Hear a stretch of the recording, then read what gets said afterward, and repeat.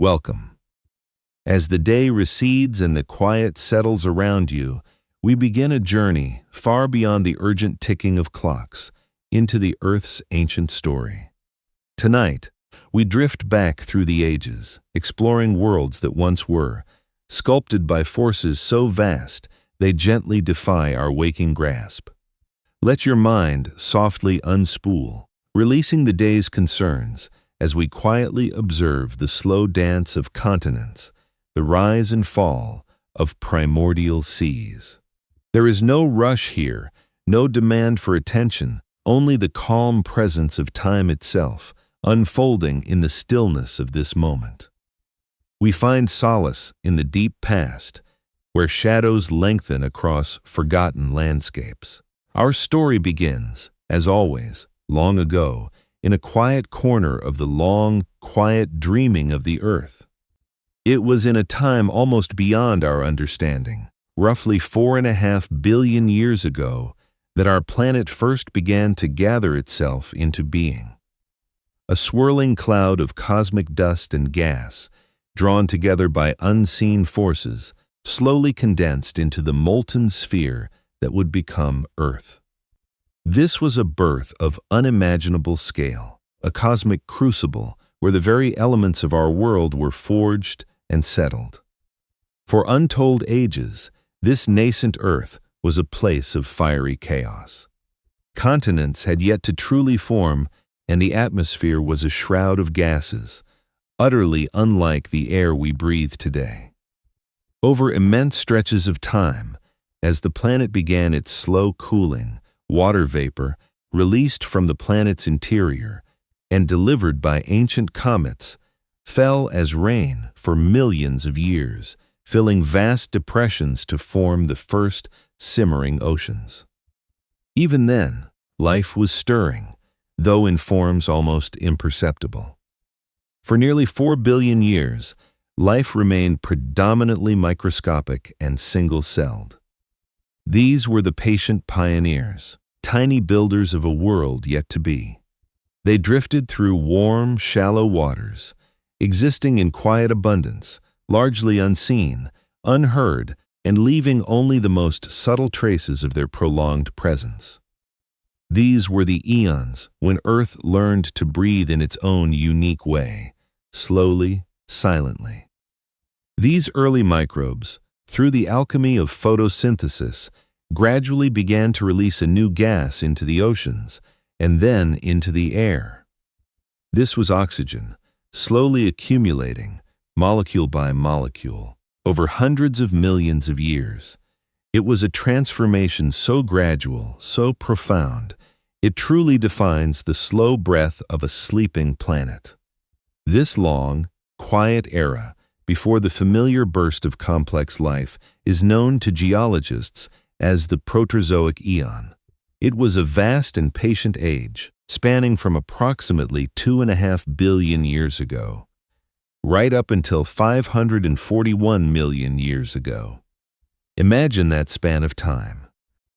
Billions of years during which the fundamental processes of the Earth were unfolding, setting the stage for everything that would follow. During the Proterozoic, the Earth's early atmosphere was very different from what we know.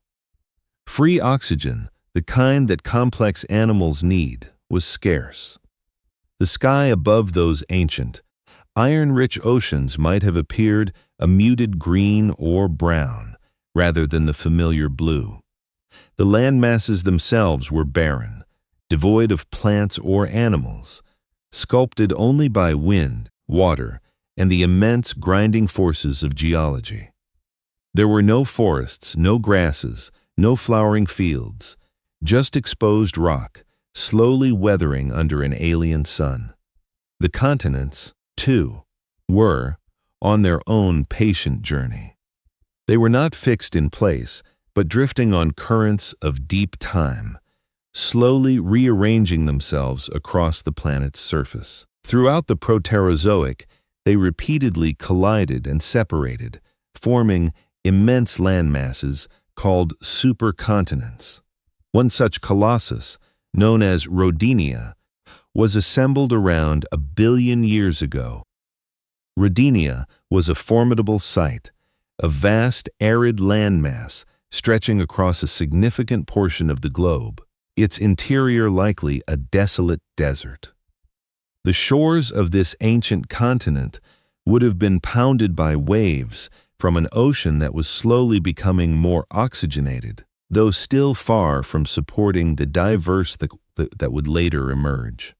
This was a world of immense, quiet power, a world of deep geological time. These vast landmasses were not inert. They were living parts of the Earth system, influencing ocean currents, atmospheric patterns, and the very chemistry of the planet. As they moved, they reshaped basins, creating new environments where the simplest forms of life could continue their slow, unhurried evolution. This patient work, though unseen by any complex eyes, was laying the foundations for worlds within worlds, turning slowly. Life in the Proterozoic was an exercise in quiet endurance. Stromatolites, layered structures built by colonies of single-celled cyanobacteria, were among the most prominent signs of life, rising like stony reefs in shallow waters. These microbial mats were the silent architects of oxygen, slowly enriching the atmosphere, a gift to future, more complex forms of life that had yet to even be conceived. They stood as enduring monuments to an unseen and ongoing revolution, building up layers of calcium carbonate, one delicate film at a time. Imagine the deep silence of those ancient landscapes. The only sounds would have been the wind, the crash of waves, the rumble of distant volcanoes, and perhaps the almost imperceptible whisper of chemical reactions in the primordial ooze. There were no chirping birds, no rustling leaves, no buzzing insects, no distant roar of a predator. Only the immense geological quiet, punctuated by the primal forces of a planet in its formative years. Even towards the end of the Proterozoic, as the Earth edged closer to the Cambrian, life remained largely humble. The Ediacaran biota, which emerged in the final chapter of the Proterozoic, offered a glimpse of greater complexity. These soft-bodied organisms, some resembling quilted mats or frond-like structures, represented an early, experimental branching of multicellular life. They swayed gently in the currents, tethered to the seafloor, or drifted slowly through the water, leaving impressions in the soft sediments that are etched in stone, a silent story for us to decipher today. Yet, even these innovative Ediacaran forms were simple by later standards. They lacked complex organs, brains, or even distinct mouths and anuses. They lived in a world where predation, as we understand it, was likely rare, or at least very different. It was a tranquil, almost idyllic existence for these early multicellular beings, far removed from the dynamic, interactive ecosystems that would one day burst forth. The planet itself continued its slow, deliberate cycles. Mountains rose and fell, oceans opened and closed, and the very chemistry of the seawater shifted, influenced by volcanic activity and the weathering of vast land masses. All these grand processes were happening on scales that dwarf our comprehension, each infinitesimal step accumulating into monumental change. The Earth was preparing itself, in its own slow, geological way, for an extraordinary transformation. This immense stretch of time, often called the boring billion, was anything but silent in its slow, geological turning, for deep within its heart, a profound transformation was slowly gathering strength, a transformation that would eventually encase the entire world in a blanket of ice.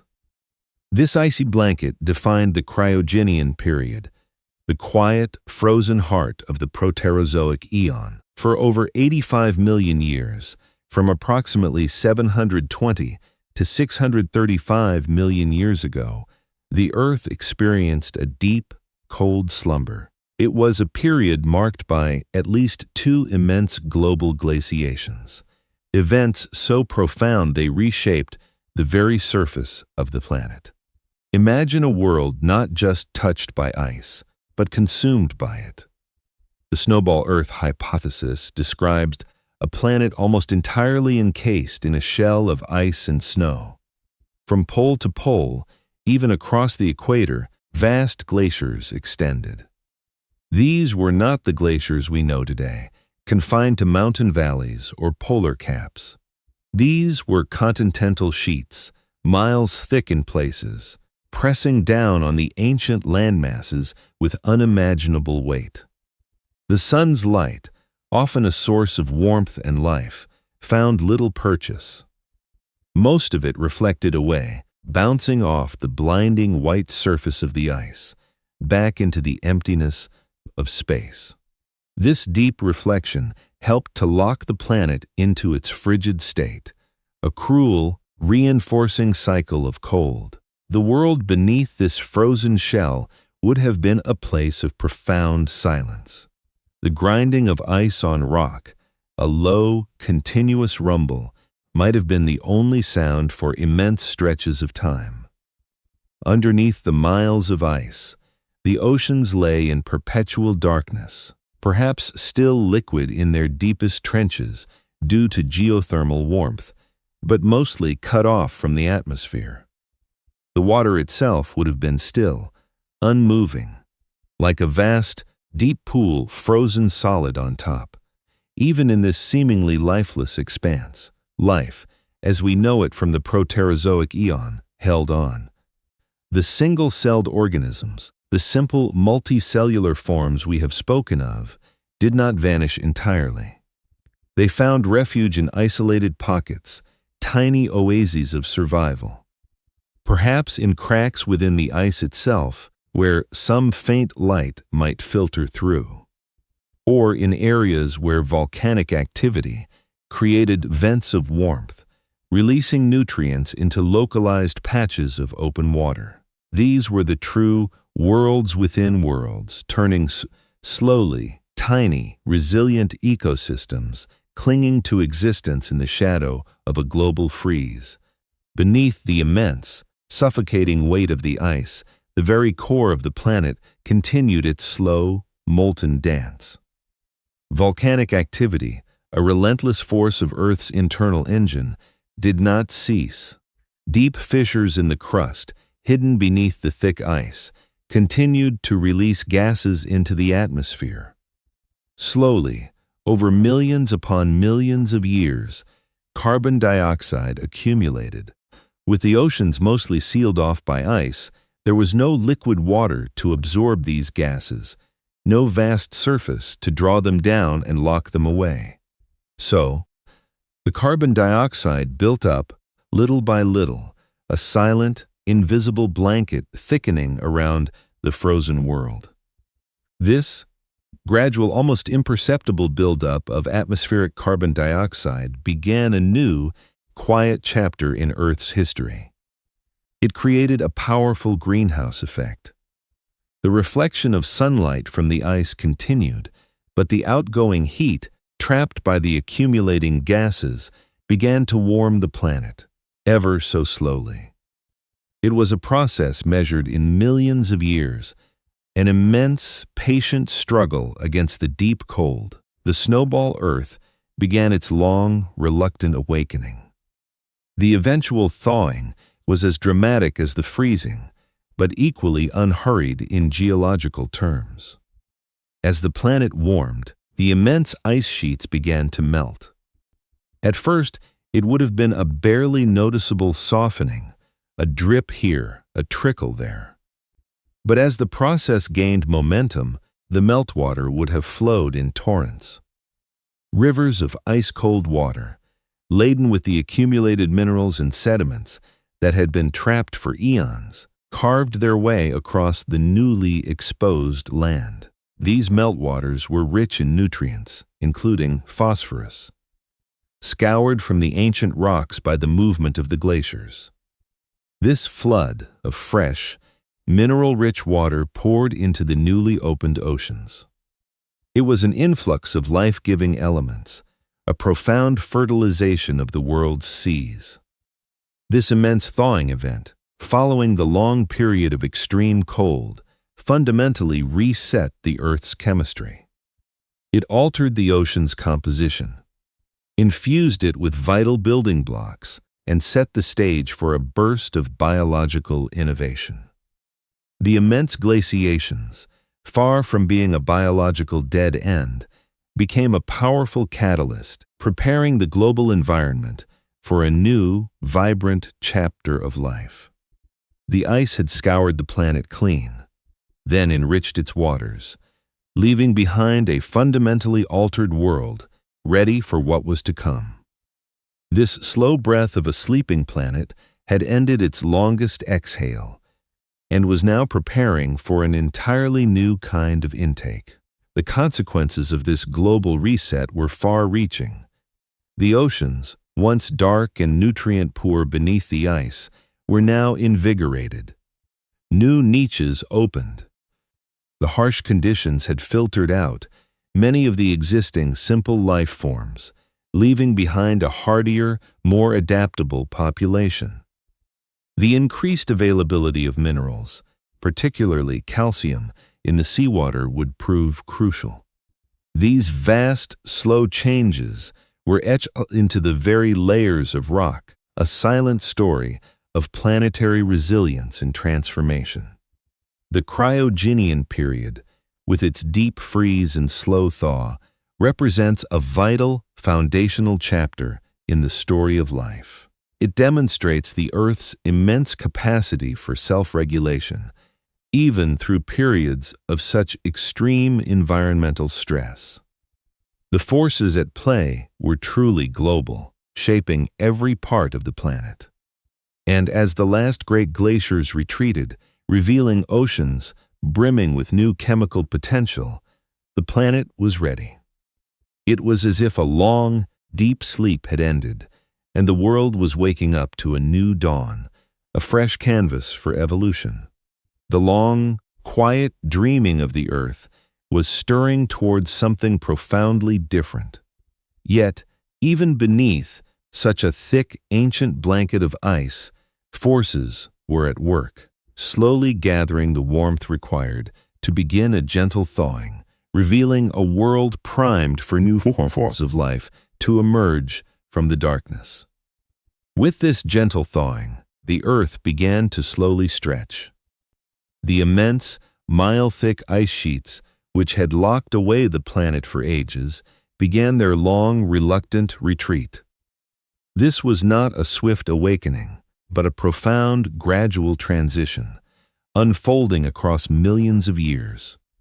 Imagine the vast, silent landscapes of frozen water, now exposed to the sun's returning warmth. As the planet warmed, the colossal glaciers, once the dominant feature of almost every surface, began to weep. The end of the cryogenian glaciations led to massive meltwater events. Rivers of ancient ice dissolved into endless streams, carving vast canyons beneath their melting bulk, pouring fresh, cold water into the hungry oceans. This was a continental shedding, a gentle but relentless surrender of ice back to liquid, on a scale almost impossible to grasp in our fleeting human moments. The oceans, once sealed beneath layers of ice, slowly reconnected with the sky. The sheer volume of water released was staggering. It flowed from the highest peaks, across newly exposed landmasses, and into the deep ocean basins. This immense influx of meltwater did more than just raise sea levels. It initiated a vast, slow-motion cascade of chemical change. For eons, the movement of glaciers had ground down mountains, trapping minerals within their icy grasp. Now, as the ice retreated, it revealed landscapes scoured clean, exposing fresh rock to the eroding power of the newly flowing water. Nutrient-rich waters flowed into the oceans, stimulating biological productivity. Asterisk. As the meltwater carried sediments and dissolved minerals into the ancient seas, it brought with it a precious cargo, phosphorus, iron, and other vital ingredients that had been locked away in the frozen crust. This was a slow, deep breath for the Earth's waters, a remineralization on a global scale. These nutrients, once scarce, now began to enrich the shallow coastal zones, creating conditions ripe for life to flourish. The atmosphere, too, responded to this gentle thawing. Increased biological activity, driven by the new abundance of nutrients, meant that primitive photosynthetic organisms, perhaps nestled in cracks in the ice or in sheltered volcanic vents, could now spread. They began to produce more oxygen, slowly enriching the oceans and, eventually, the air above. This was not a sudden burst, but a quiet, patient process, unfolding over deep time, paving the way for more complex forms of life to draw sustenance and breathe in a world slowly becoming more hospitable. The oceans were no longer just a cold, isolated prison of ice. They were becoming a vibrant, nutrient-rich broth. This era of thawing and gentle re-enrichment marks the beginning of a new chapter in Earth's ancient story. Following the last great snowball Earth event, a distinct geological period began. Asterisk, the Ediacaran period, spanning from approximately 635 to 541 million years ago, followed the last snowball Earth event. Asterisk. It was a time of quiet experimentation for life, a prelude to the dramatic unfolding that would eventually reshape the planet. The world was still largely alien to our modern eyes, a canvas of vast, shallow seas and land masses that were stark and barren. In these newly thawed, nutrient-rich waters, life began to stir in new, more visible ways. Microscopic organisms, which had long dominated the planet, were no longer alone. Slowly, patiently, something larger, something more intricate, began to emerge from the deep, quiet waters. Asterisk Ediacaran biota were large, soft-bodied, sessile organisms, some resembling quilted mats, such as Dicosonia.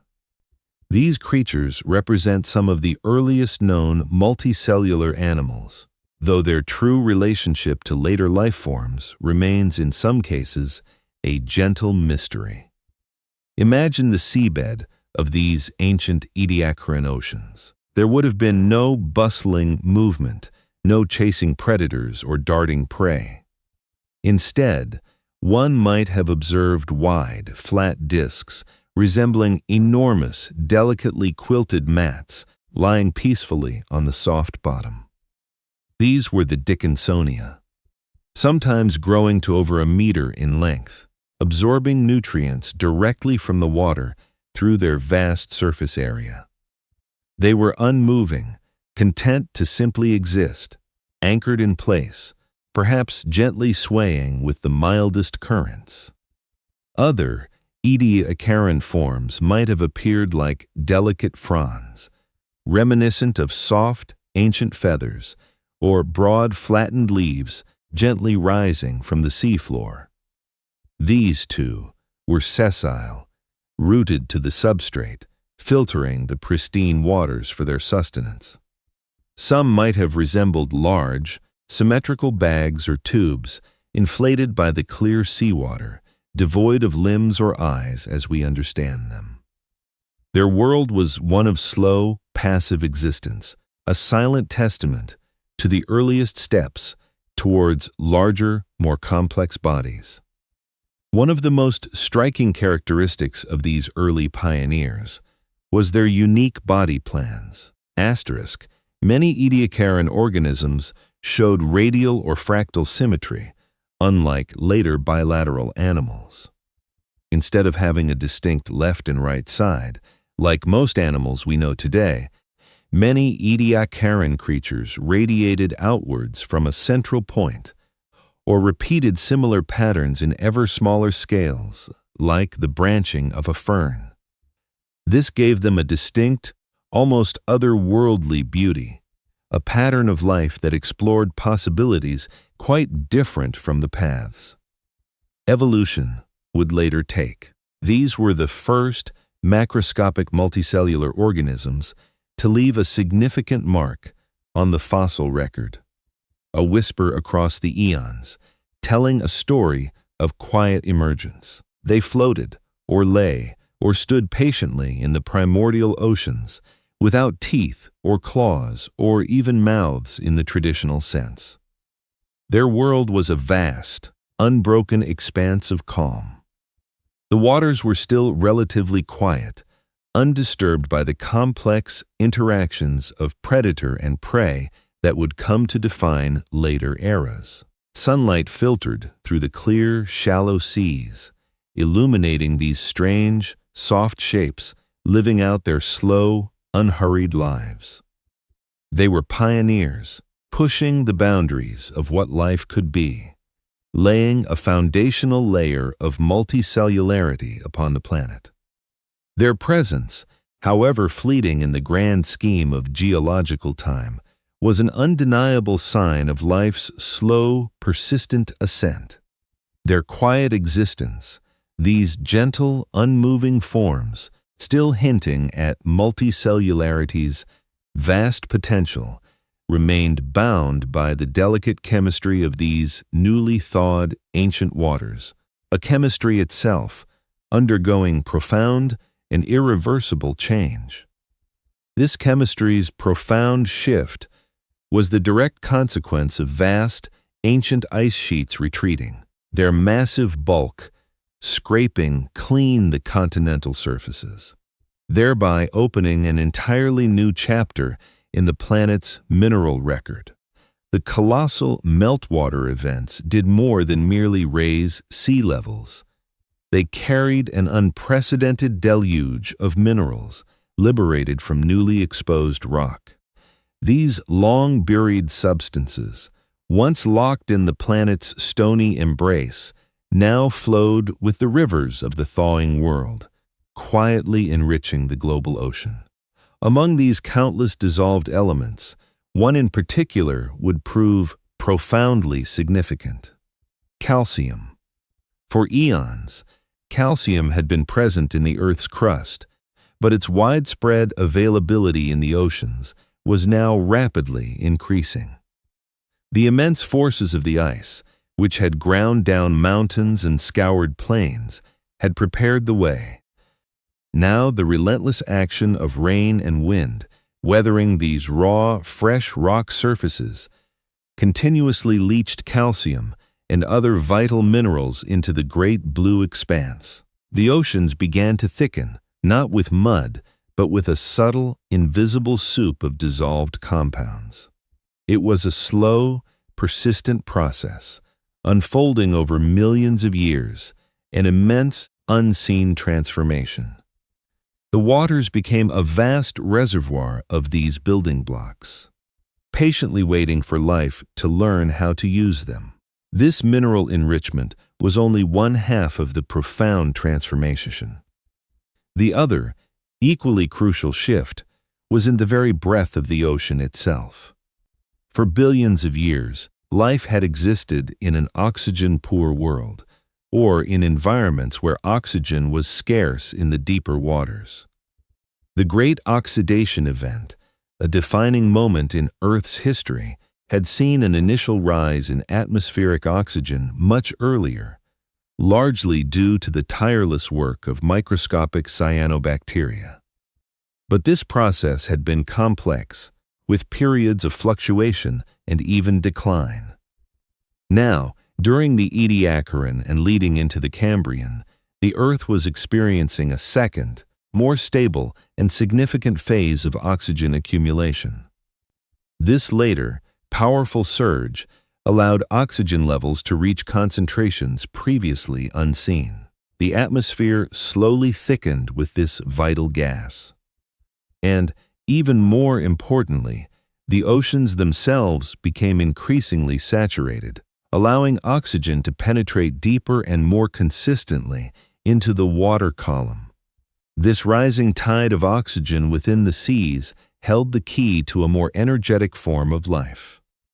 Oxygen, in biological processes, acts as a powerful electron acceptor, allowing organisms to extract far more energy from their food than anaerobic respiration ever could. It was like suddenly being able to draw deeply from a well that had long been shallow. The slow, quiet metabolisms of the Ediacaran biota, those gentle, soft-bodied forms we observed earlier, had been sufficient for their largely sessile, unhurried existence. They were content to absorb nutrients directly through their skin, often remaining anchored to the seabed or passively drifting. Their metabolic needs were modest, their movements minimal, but with more oxygen, a new realm of possibility opened up. Life could now afford to be more active. Organisms could grow larger.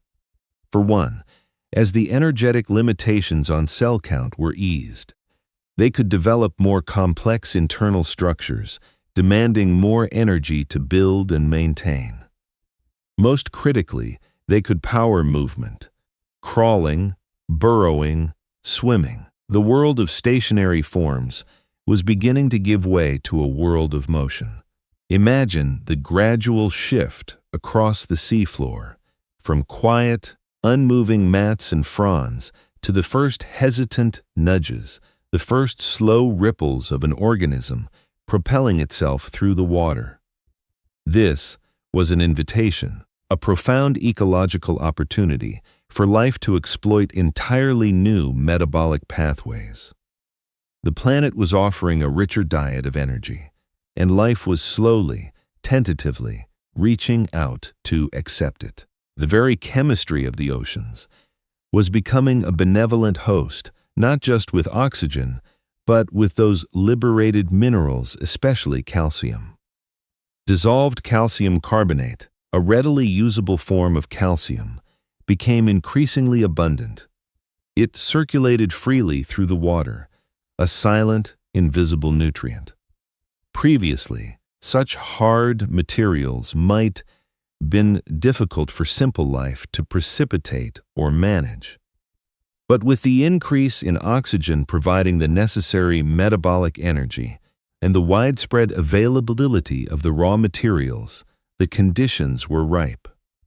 Life forms now had the energy and the elemental building blocks to do something truly revolutionary. These environmental shifts were not abrupt, but rather an elegant, unhurried progression, like the turning of a vast, slow gear. Over millions of years, the seas cooled from their post-snowball, earth warmth, becoming a more stable, temperate cradle for emerging complexity.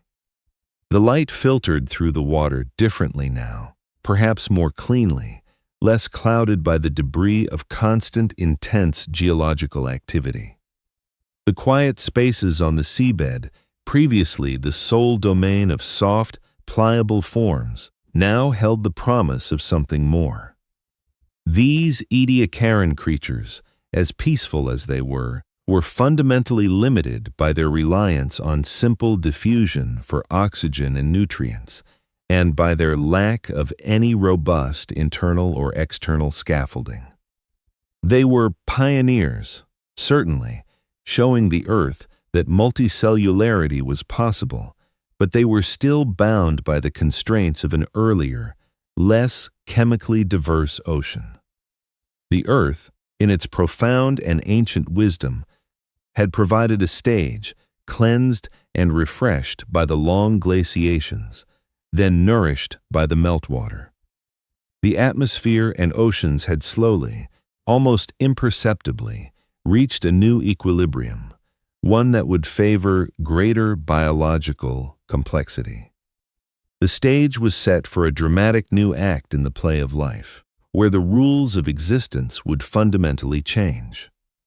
It was a transition from a world of quiet, soft absorption to a world of active, energetic engagement.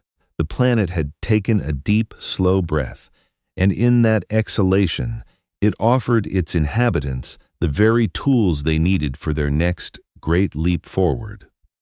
The waters, now richer in oxygen and vital minerals, were whispering new possibilities to the nascent forms of life within them. The stage was set for an unfolding of diversity, a blossoming of forms that would forever change the face of the ancient seas. This was the Earth's quiet invitation to life, to build, to strengthen, to diversify in ways previously unimaginable. As these chemical currents slowly rearranged the very fabric of the seas, a new, protective possibility emerged, allowing life to begin experimenting with something previously unseen: the creation of durable, external frameworks. This ability to create durable external frameworks marked a truly profound shift within the quiet ancient waters. Life, which had for so long taken its form from the gentle fluidity of the sea, now possessed the means to hold and protect its fleeting presence in the vastness. It was a slow, tentative experiment, unfolding over immense spans of time. For eons, the ocean had held a population of soft-bodied creatures, the Ediacaran biota, gently swaying or passively absorbing nutrients from the water. Their forms were often intricate, some resembling quilted mats, others like delicate fronds, but all were ephemeral, leaving behind only the faintest impressions in the ancient mud. They lived without the need for rigid support, without the armor of bone or shell, existing in a world where predation, as we understand it, was still largely unknown. Their lives were a quiet, unhurried unfolding. However, the world, already transformed by meltwater from cryogenian glaciations, was now delivering an even richer bounty to the oceans. Vital minerals, freshly scoured from the newly exposed landmasses, dissolved into the seawater. Among these, calcium carbonate, a simple yet powerful compound, became increasingly abundant. It was a nutrient for life, as much as oxygen had been, slowly enriching the watery realm. This increasing mineral concentration, combined with the higher oxygen levels that had been steadily building, set the stage for an entirely new kind of biological innovation. The chemistry of the ocean itself was whispering a new possibility: the chance to incorporate these dissolved minerals into living structures. It was a quiet suggestion, a gentle invitation from the very waters of the earth. The earliest signs of this remarkable shift, this very first glimmer of hardness, begin to appear in the fossil record towards the very end of the Ediacaran period, and then more distinctly as we ease into the Cambrian. These aren't the large, intricate shells or skeletons we might associate with later eras. No, these were far more humble beginnings, almost imperceptible. These were the first truly mineralized structures, barely visible to the unaided eye. They are known to paleontologists as the small shelly fauna. These tiny remnants, often no larger than a grain of sand or a pinhead, bear witness to a foundational change in the very nature of animal life.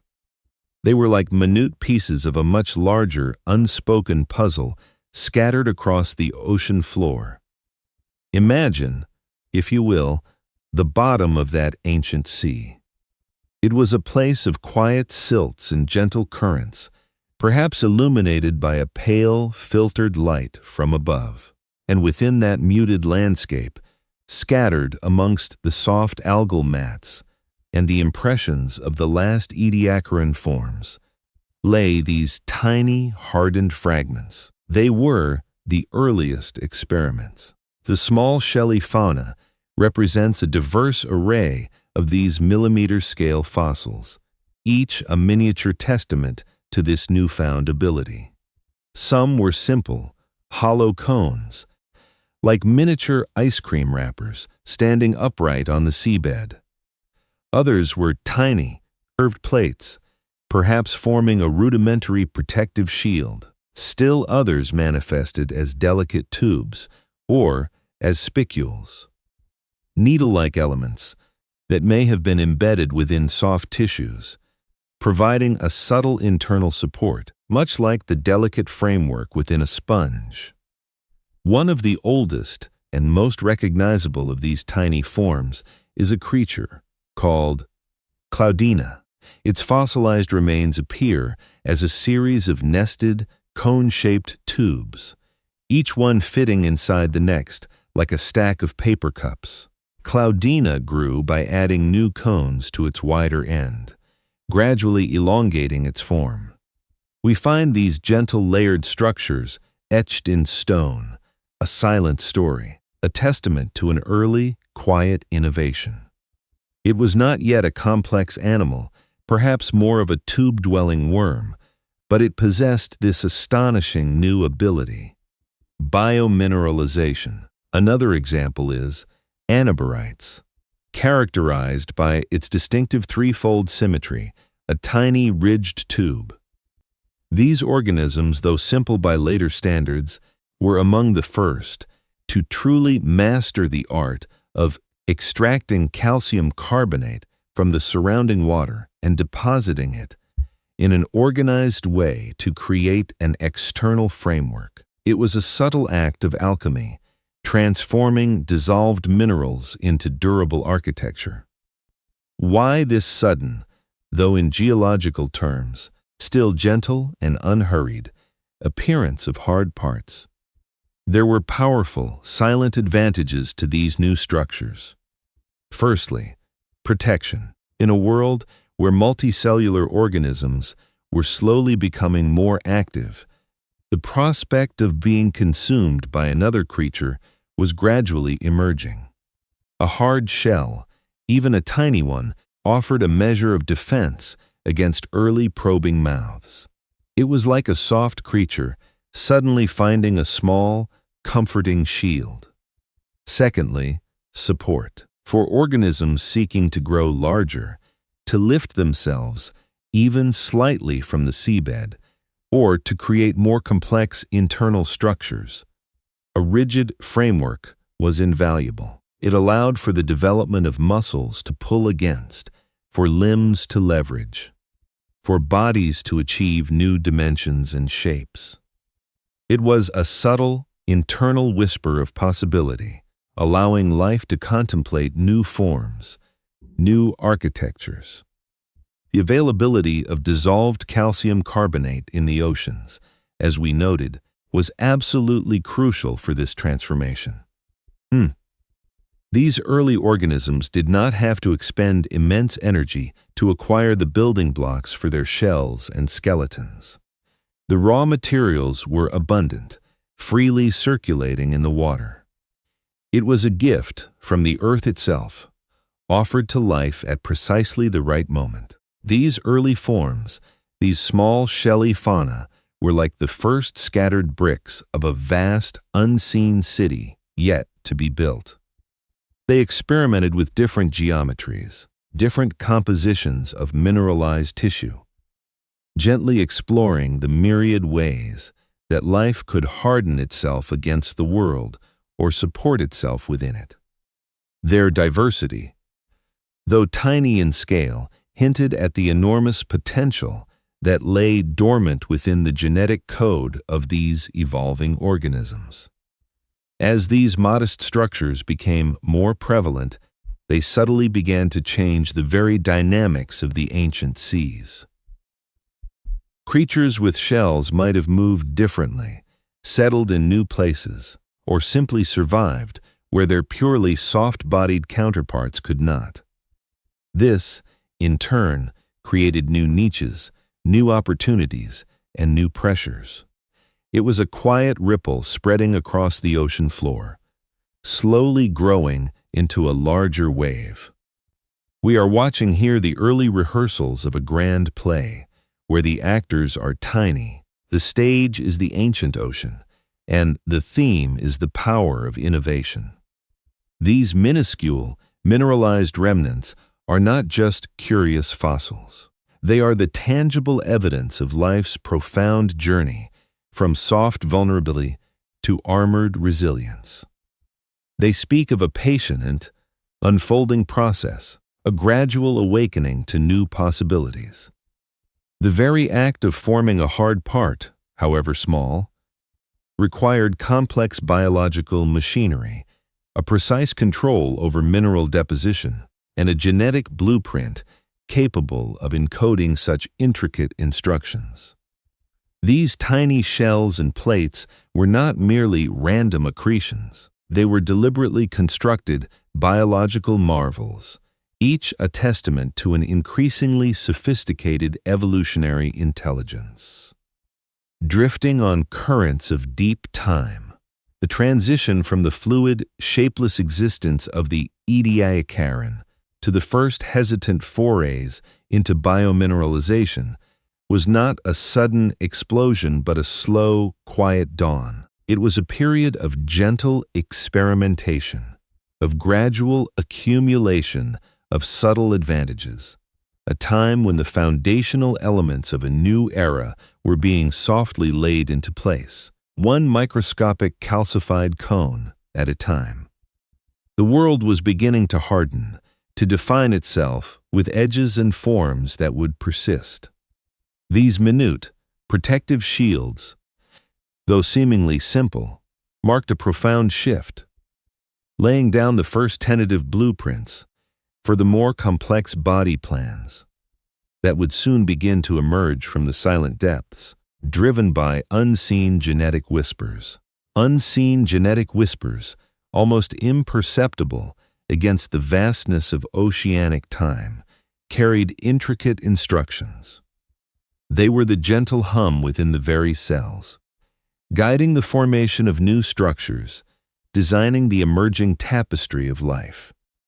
Deep within the earliest multicelled forms, a profound internal shift was taking place, an unseen architectural revolution.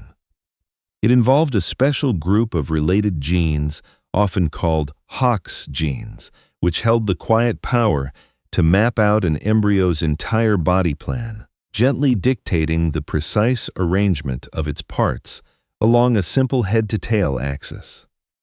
This was not a grand blueprint unfurled all at once, but a more subtle, incremental process, like a slow sculptor patiently refining a form over untold ages. The earliest creatures possessed a limited set of these guiding genes. Yet, as millennia drifted by, a remarkable thing began to happen.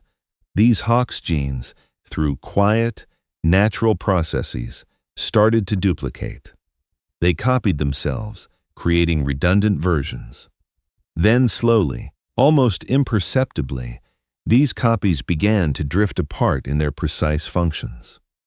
This process, often repeated, created an expanding genetic toolkit, a larger palette of instructions for shaping the body. It was as if the simple clay had been given more complex tools, allowing for the gentle shaping of increasingly diverse and intricate forms. This expansion of the genetic blueprint offered the raw potential for entirely new body plans, more elaborate and specialized than anything seen before. The internal scaffolding for future complexity was being quietly assembled deep within the slow current of evolution. As these internal genetic mechanisms slowly evolved, the external world was also offering new pressures and possibilities. We spoke of the small, shelly fauna, those minute, calcified cones and plates that offered the first hints of protection. These early shields were a response, in part, to a growing need for defense, a gentle indication that the ancient oceans were subtly changing. The world was no longer quite as soft, quite as yielding as it had once been. With the capacity to build hard parts, and with more oxygen available to fuel greater activity, organisms began to move with a quiet, new purpose. Previously, many ediacaran forms had simply rested on the seabed, absorbing nutrients from the water, living a largely sessile life. But now, in the silty, quiet depths, subtle trails began to appear.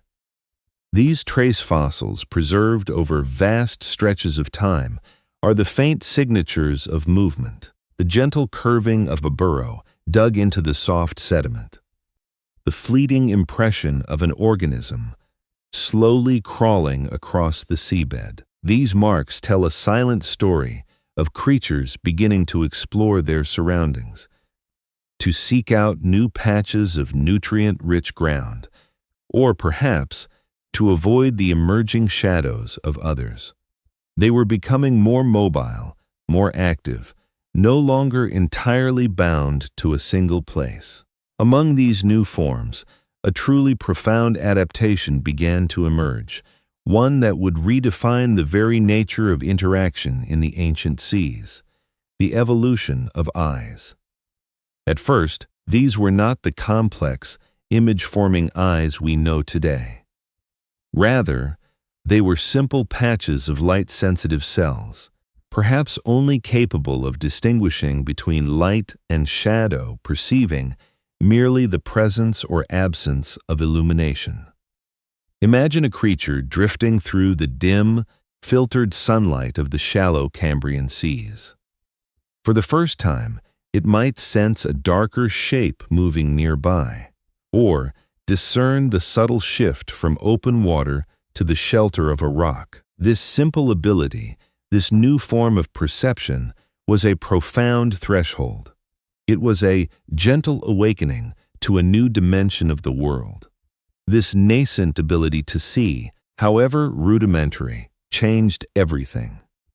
It opened the way for entirely new forms of ecological interaction, like the beginnings of a slow, intricate dance. Those creatures that could sense light might better find food, or, just as importantly, detect the presence of other organisms. This subtle shift in perception created a quiet, persistent pressure, an arms race of sorts, though not a violent one in our modern sense, but a gradual, relentless evolutionary push. As some organisms developed better vision, others, to survive, needed to develop better ways to hide, or perhaps, better ways to defend themselves.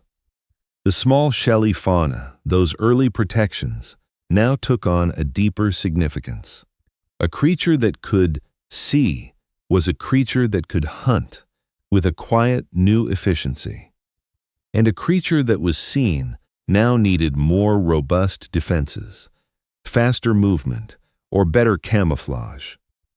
The very landscape of the ancient ocean floor was subtly transformed by this awakening. With the ability to move and perceive, organisms began to explore new niches, to interact in more complex ways.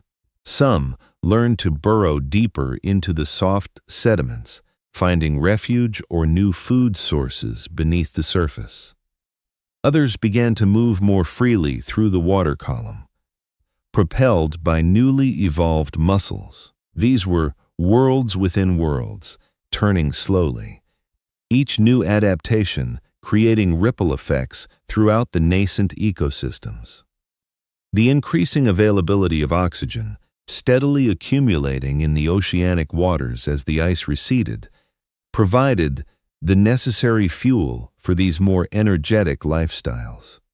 More complex brains, more active muscles, and the metabolic demands of creating hard shells or sophisticated sensory organs all required a more efficient energy source. The warming oceans, still rich with minerals from the long thaw, provided the raw materials. This was a time of gentle unfolding, of subtle innovation, where the internal architecture of life, guided by genetic whispers, met the external pressures of a changing world. The slow dance of adaptation began to accelerate, not with a sudden roar, but with a quiet quickening, like a great engine gently engaging its gears after eons of slumber. Each innovation, however small, a slightly better eye, a slightly tougher shell, a slightly faster burrow, created a new advantage, a new opportunity, and a new challenge for others. The interactions between organisms grew more nuanced, more intricate.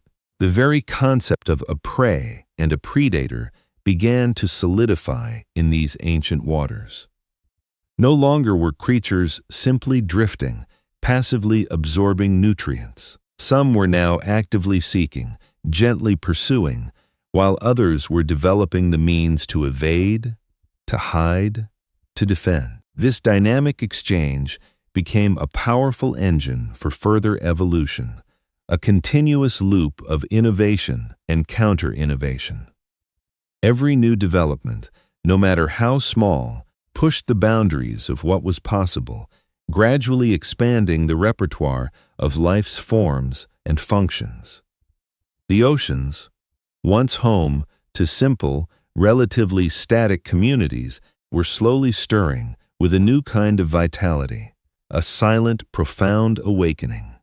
These quiet, unseen forces, both genetic and environmental, had prepared the stage, not for a slow unfolding, but for a remarkable and rapid burst of life that would redefine the living world, ushering in an entirely new chapter in Earth's ancient narrative. And so, as if a long-held breath had finally been released, a radically transformed world was revealed. The cumulative effect of immense geological and chemical preparations had reached its subtle crescendo.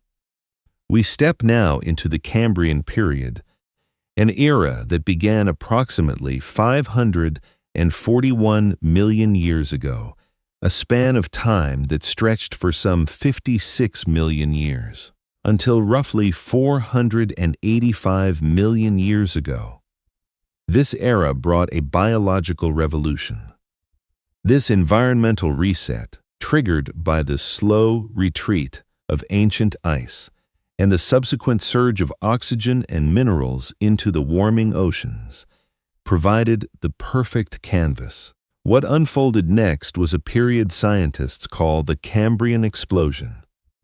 This phrase, Cambrian explosion, refers not to a sudden cataclysm, but to the geologically rapid appearance of a breathtaking array of diverse animal body plans. It was a quiet blossoming, a profound expansion of life's possibilities. Previously, the oceans held predominantly simple forms. Small shelly fauna had begun to show hints of mineralized structures, and the gentle Ediacaran biota had drifted or rooted in ancient seafloors. But now, a deeper change was underway. Almost all the major animal phyla we know today, the fundamental blueprints for animal life, began to emerge and diversify within the fossil record of these Cambrian seas. The very architecture of life was undergoing a revolution. Organisms now developed a distinct bilateral symmetry, meaning they had a clear left and right side, much like most animals do today. This was a profound shift from the radial or even fractal patterns seen in many Ediacaran forms. With bilateral symmetry came the development of a distinct front and back, a clear head region, and a tail. Many also exhibited segmentation, an organization of the body into repeating units. These new forms allowed for more directed movement, more specialized senses, and more complex behaviors. The genetic toolkit, that inner blueprint for life, had been quietly expanding for ages, with genes like the Hox genes providing the instructions for these new, intricate body plans. Now, with the proper environmental conditions and metabolic opportunities, these genetic innovations began to express themselves with remarkable versatility. Creatures could grow larger, move with greater purpose, and interact with their surroundings in entirely new ways. The ancient oceans, once a largely two-dimensional realm of grazers and filter feeders, along the seafloor now began to fill with three-dimensional activity. New ecological niches, previously empty, became widely populated. We see evidence of active burrowing as creatures began to tunnel beneath the surface of the sediment, creating complex networks of hidden homes and foraging grounds. The seafloor itself became a dynamic, churning environment, shaped by the unseen movements of these new inhabitants. Other organisms developed the means for active swimming, navigating the water column with newly evolved fins, paddle-like limbs, or undulating bodies. These creatures could pursue prey, escape predators, and explore vast new areas of the ocean that had been largely inaccessible to earlier, more passive life forms. The development of hard parts, recalling those first tentative shells of the small shelly fauna, continued to advance. Exoskeletons, shells, and spicules grew more robust, providing better protection and more rigid frameworks for muscle attachment, allowing for stronger, more efficient movement. Imagine the quiet vastness of these Cambrian waters. The light, filtered through a shallow, mineral-rich sea, might have shimmered with unfamiliar hues. Beneath the surface, the landscape would have been a tapestry of movement, a quiet ballet of emerging forms. Some creatures, like the earliest trilobites, were already scuttling across the seafloor, their segmented bodies protected by a calcified outer shell, their newly formed eyes scanning the water for hints of prey or danger. These were among the first creatures to truly see their world with purpose. The oceans were no longer simply a medium for passive existence. They were a vibrant, interwoven network of life. Predator and prey, once rudimentary concepts, now engaged in an escalating evolutionary arms race, each pushing the other to greater complexity and ingenuity. The need to avoid being eaten spurred the development of spines, armor, and swift escape mechanisms. The need to catch food drove the evolution of claws, powerful jaws, and keen senses. All of this unfolded slowly, over millions of years. Yet in geological terms, it was a sudden flourishing. It was a profound surge of creative energy, a moment when the basic blueprints for nearly all animal life were laid down. The oceans became a bustling metropolis of diverse forms, a silent, intricate dance of life and survival. It was a time when the Earth truly began to live in its modern sense, with complex ecosystems forming and evolving one upon the other. The vast, unhurried unfolding of life deepened and broadened, expanding into every available space. This was a time of true novelty, when the fundamental body plans that would characterize animal life for hundreds of millions of years were first established. The very definition of animal grew clearer in these waters, with distinct multicellularity, specialized tissues, and a range of complex behaviors becoming widely adopted. It was as if the long, quiet dreaming of the Earth had finally stirred into a more active, outward manifestation of life. The planet itself seemed to breathe a little more deeply, supporting this vibrant new tapestry. The water teemed with creatures unlike anything seen before. Worm-like forms burrowed, soft-bodied creatures drifted, and the first arthropods, those segmented wonders, began their long reign. Even the earliest forms of vertebrates, the distant ancestors of all backboned animals, including ourselves, made their tentative debut in these ancient waters, small and unassuming, amidst the more flamboyant arthropods. They were simple, jawless fish, a mere whisper of the complex forms they would one day become. We witness the full expression of the Earth's patient work, the convergence of deep time and slow geological change, culminating in this extraordinary biological efflorescence. It was a period when the very essence of active, mobile, multicellular life truly came into its own, establishing the fundamental patterns that still echo in every living creature today. It was a beautiful, intricate world, shaped by forces of immense scale, now populated by the quiet, purposeful movements of countless new lives. Yet, for all this astonishing diversity, the delicate, often soft-bodied forms of this ancient era might have remained largely unknown to us, were it not for a quiet, fortuitous deposition of sediment in a far-off mountain range, preserving their silent stories for eons. This incredible archive, an unexpected window into a vanished world, allowed the transient nature of soft tissue to defy the eons that erode rock and memory. Conditions aligned perfectly for this extraordinary glimpse. A quiet, gentle burial, sealing these delicate forms away from the active, churning ocean floor. It is within such a unique and fortuitous location that these ancient lives reveal themselves in exquisite detail.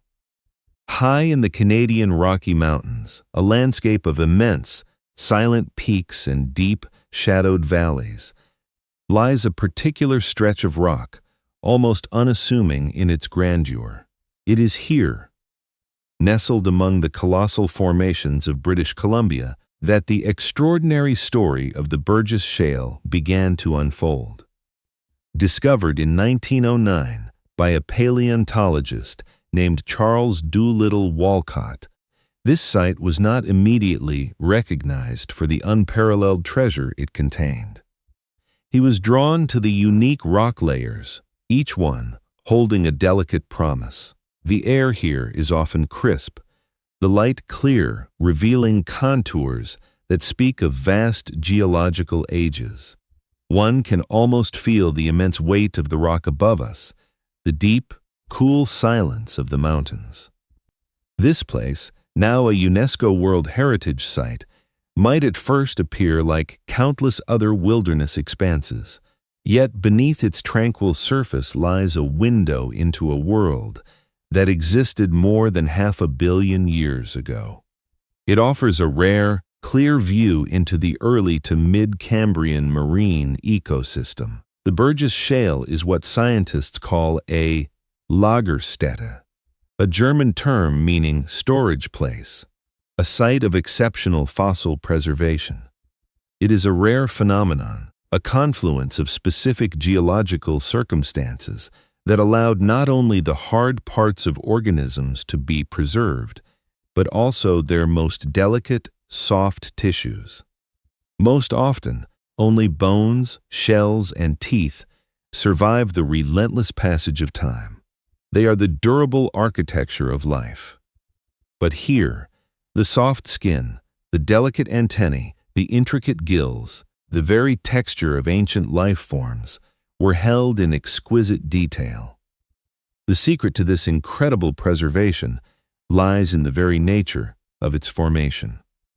Deep underwater, at the base of a towering ancient submarine cliff, existed a zone of fine-grained mud.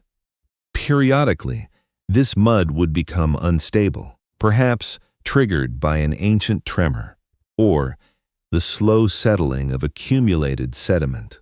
These events would create what we might call underwater mudslides.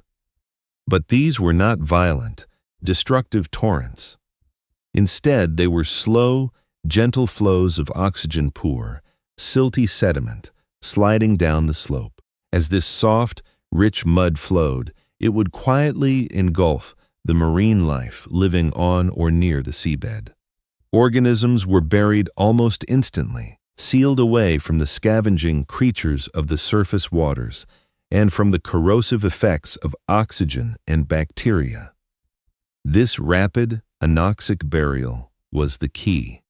It created a protective cocoon, allowing the delicate imprints of soft tissues to remain, like a photographic negative pressed into the fine layers of silt. Over vast stretches of time, as the sediments lithified into rock, these ephemeral forms became etched in stone, a silent story. Imagine for a quiet moment the gentle descent of that silken mud. It would have settled softly, steadily, covering the small, active beings of the Cambrian ocean floor.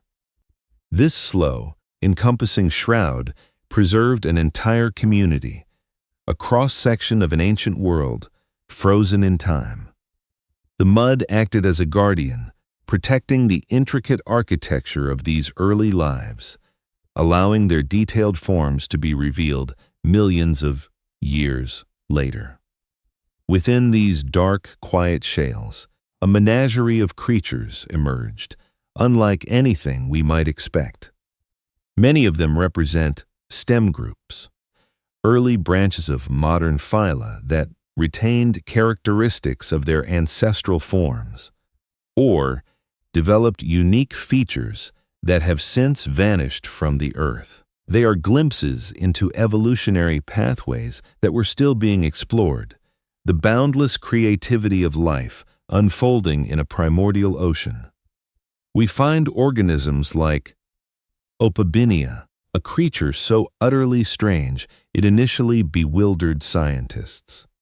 It possessed 5 stalked eyes on its head, gazing out from different angles, perhaps allowing it an unusually wide field of vision. More strikingly, a long, flexible proboscis, ending in a pincer-like claw, extended from its front, likely used to snatch soft prey from the seafloor.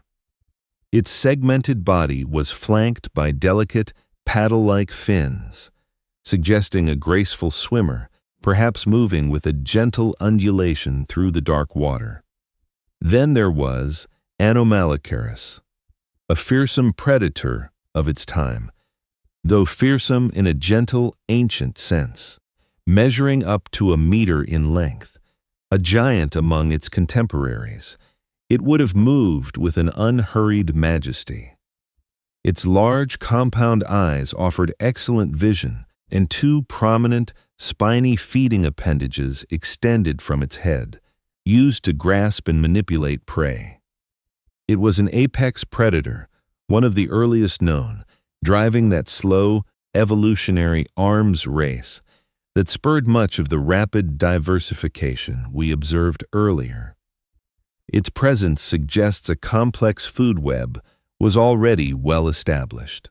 Other inhabitants included Wiwaxia, a creature resembling an armored slug, covered in rows of sharp protective spines and overlapping plate-like scales. It likely grazed on microbial mats, moving slowly, deliberately, across the seafloor.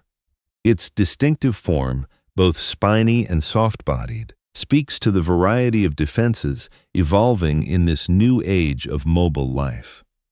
The armor offered protection, a quiet answer to the threat of emerging predators. Among these wonders, we also find traces of Pikaia, a small, worm-like creature we have quietly observed before. It possessed a primitive notochord, a flexible rod running along its back. This simple structure, almost invisible in the grand tapestry of the Cambrian seas, marks Pikaia as one of the earliest known chordates, a distant, silent ancestor to all vertebrates, including ourselves. Its presence here, preserved with such clarity, underscores the astonishing diversity and fundamental innovations emerging during this time.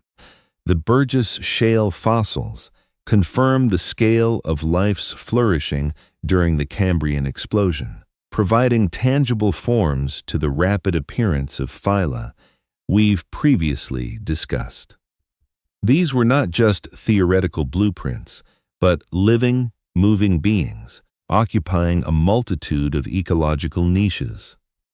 The detailed preservation allows us to witness the early experiments in body plans, the first tentative steps towards the forms that would dominate the planet for millions of years.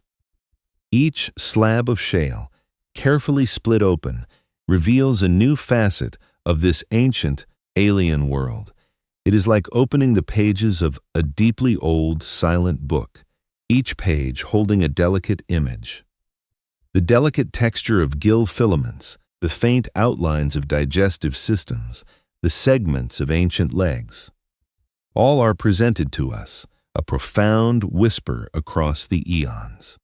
This archive in stone allows us to truly marvel at the early complexity of multicellular life, to see the vast potential that lay dormant before the environmental shifts of the late Proterozoic.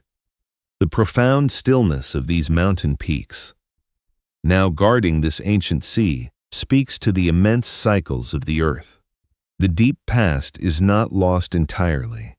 Sometimes it merely waits, quietly held within the rock, for us to gently uncover its secrets. These creatures, so alien and yet so fundamental, existed in a world subtly different from our own, under an ancient sun, in waters rich with the new ingredients for life. They are a testament to the Earth's capacity for renewal, for the patient, slow unfolding of biological innovation, much like the gentle rhythm of the slow breath of a sleeping planet. Among the strange and wonderful inhabitants preserved within this ancient mud, one group of armored beings, with their many segments and observant eyes, would become the undeniable emblem of the Cambrian seas, silently navigating their emerging aquatic world. These were the trilobites, a signature presence, quiet and enduring symbols of the Cambrian oceans. They inhabited the seafloor, sometimes burrowing gently into the soft mud, sometimes scuttling slowly across its surface. For millions upon millions of years, these resilient arthropods would quietly flourish, enduring long after many of their Cambrian contemporaries faded away. Their presence tells a profound story of adaptability and resilience, a testament to the early innovations in animal design. Imagine these ancient waters, illuminated by the distant, diffuse glow of an ancient sun, filtering through a vast, calm ocean. The seafloor might have been a mosaic of fine silts and coarser sands, gently stirred by slow, rhythmic currents. Across this tranquil expanse, the trilobites moved with a quiet purpose, their segmented bodies designed for a new world.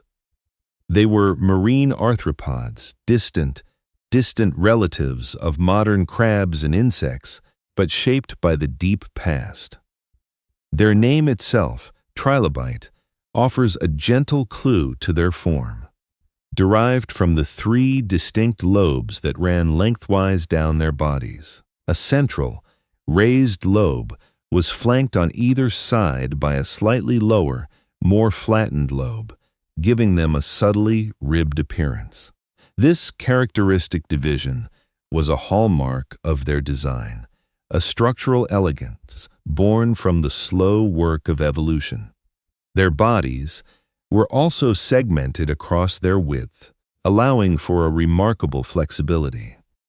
These segments, articulated and overlapping, permitted them to curl into a protective ball when threatened, a simple yet effective defense against the newly emerging predators of the Cambrian world. Such intricate body plans, with their specialized segments and defined axes, hint at the profound genetic innovations occurring at this time. The genetic toolkit, a silent blueprint that guides the development of an organism from a single cell, was being expanded and refined. These new instructions allowed for more complex arrangements of tissues and organs, providing the raw material for the spectacular diversity we find in the Cambrian fossil record. It was a subtle, internal revolution that paved the way for the external forms we now observe, a quiet unfolding of possibility within the very fabric of life itself. The development of bilateral symmetry with distinct head and tail regions was another key feature, allowing for directed movement and the evolution of specialized sensory organs. This quiet internal shift was as monumental as any environmental change. The hard, calcified exoskeletons of trilobites were another crucial adaptation. These outer shells, made possible by the increased availability of minerals like calcium in the ancient oceans, served as both protection and structural support. Just as the earlier, tiny forms of small shelly fauna had begun to experiment with biomineralization, the trilobites perfected this art on a grander scale. This hard outer casing allowed them to grow larger than their soft-bodied predecessors, offering a scaffold for muscles and providing a sturdy defense against the sharp teeth or grasping appendages of evolving predators. When a trilobite outgrew its shell, it would shed it, much like a modern crab, leaving behind a perfect, empty replica to be carried away by the currents or gently settled into the mud. These discarded shells contribute immensely to their extensive fossil record. We find their silent stories etched in stone across every continent, a testament to their global reach and their enduring success.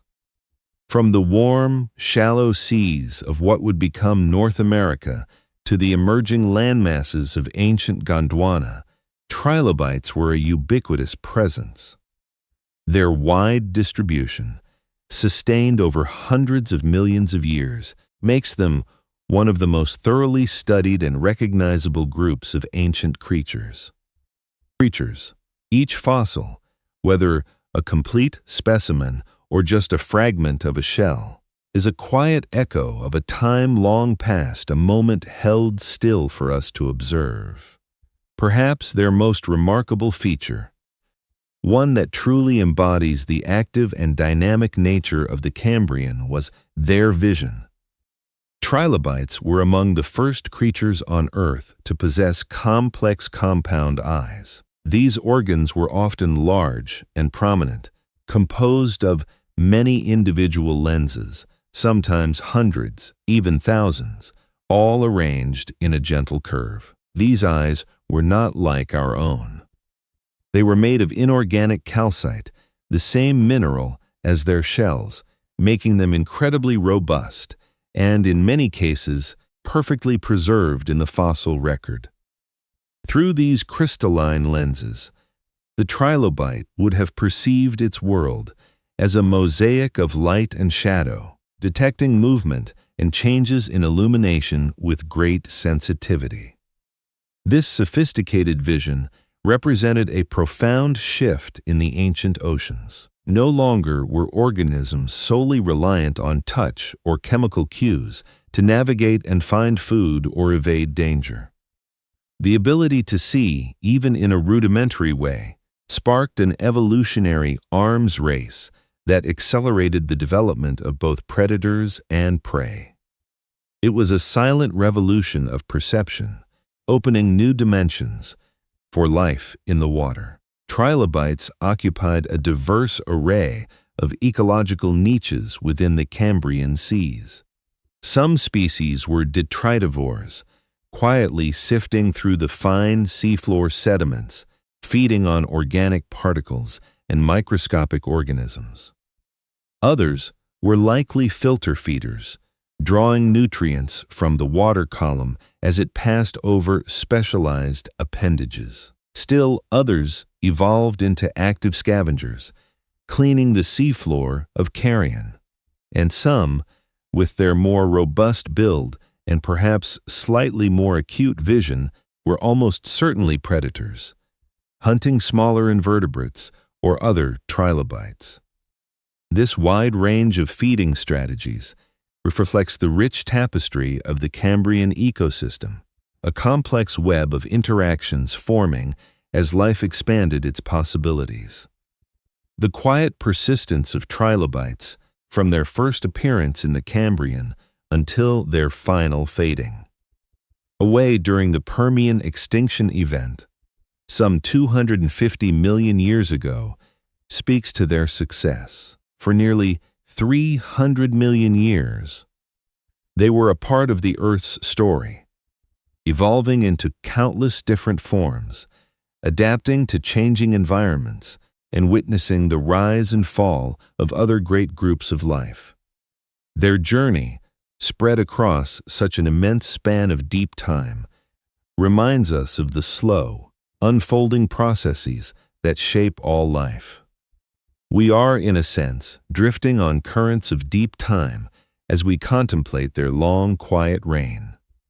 Their demise, when it eventually arrived, was not sudden, but a slow decline over many millions of years, culminating in the great Permian extinction. Yet, for their time, they were dominant, graceful, and remarkably enduring. They serve as a powerful reminder of the deep roots of biodiversity, of the foundational blueprints laid down in those ancient seas, from which all later animal life would spring. They were more than just creatures of the past. They were pioneers, their segmented bodies and complex eyes, a quiet demonstration of life's capacity for ingenuity. While trilobites drifted across the seafloor, a far more imposing presence patrolled the waters above. A creature whose very existence underscored the new and active dance between hunter and hunted in the ancient, bustling oceans. This complex dance of hunter and hunted, truly shaping those ancient waters, now saw a different kind of movement stir, a vast, imposing shadow that spoke of a new order. It was a creature unlike almost any that had come before, and certainly unlike any that would endure, a fleeting, magnificent presence that sat atop the burgeoning food webs of the Cambrian seas. This was Anomalocaris, a name meaning anomalous shrimp, though it was neither shrimp nor particularly anomalous in its profound impact on its world. It was a true pioneer of predation, a hunter whose very form was an evolutionary declaration. The muted, filtered light of the Cambrian sun struggled to penetrate the depths of a primordial ocean. The water, infused with the minerals released by the thawing glaciers of a distant past, was a vibrant, shifting canvas of life. Tiny organisms, the simple building blocks of complex ecosystems, drifted in unseen clouds. Below them, a quiet tapestry of sessile forms, perhaps reminiscent of the quilted mats of the Ediacaran biota, clung to the rocky outcrops, absorbing sustenance from the currents. Through this hazy, submarine world, a shape began to resolve itself from the ambient gloom. Anomalocaris was a creature of imposing scale, especially for its time. While many of its contemporaries measured mere centimeters, this leviathan could stretch to a length of up to 1 meter. Picture a being almost as long as your arm gliding through waters where most other life was no bigger than a finger. This immense size alone would have been a powerful deterrent, a clear signal of its dominant position within these marine worlds within worlds, turning slowly, Its presence reshaped the very perception of scale and power in the ancient oceans. Its head, large and bulbous, was dominated by a pair of truly extraordinary eyes. These were not the simple light-sensing patches of earlier life forms, nor even the comparatively advanced compound eyes of the trilobites we have already considered. No, the eyes of Anomalocaris were vast, hemispherical, and composed of tens of thousands of individual lenses. They were instruments of unparalleled visual acuity, allowing this predator to perceive its surroundings with a clarity that would have been revolutionary in the Cambrian Ocean. The evolution of eyes, we recall, was a profound step, opening up entirely new possibilities for interaction and survival.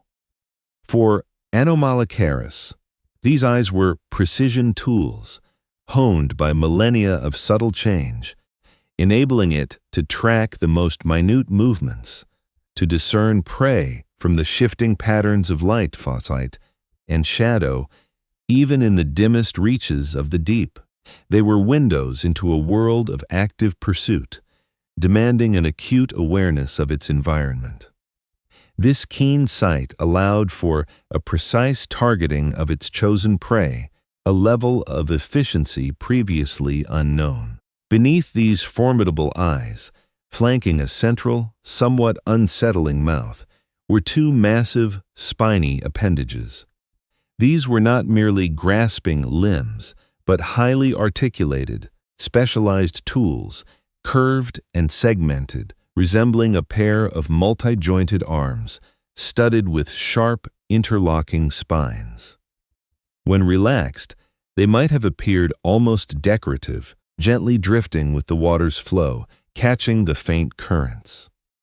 But, in an instant, these appendages could snap together with incredible speed and power, forming a formidable cage, from which escape would have been nearly impossible for any smaller creature.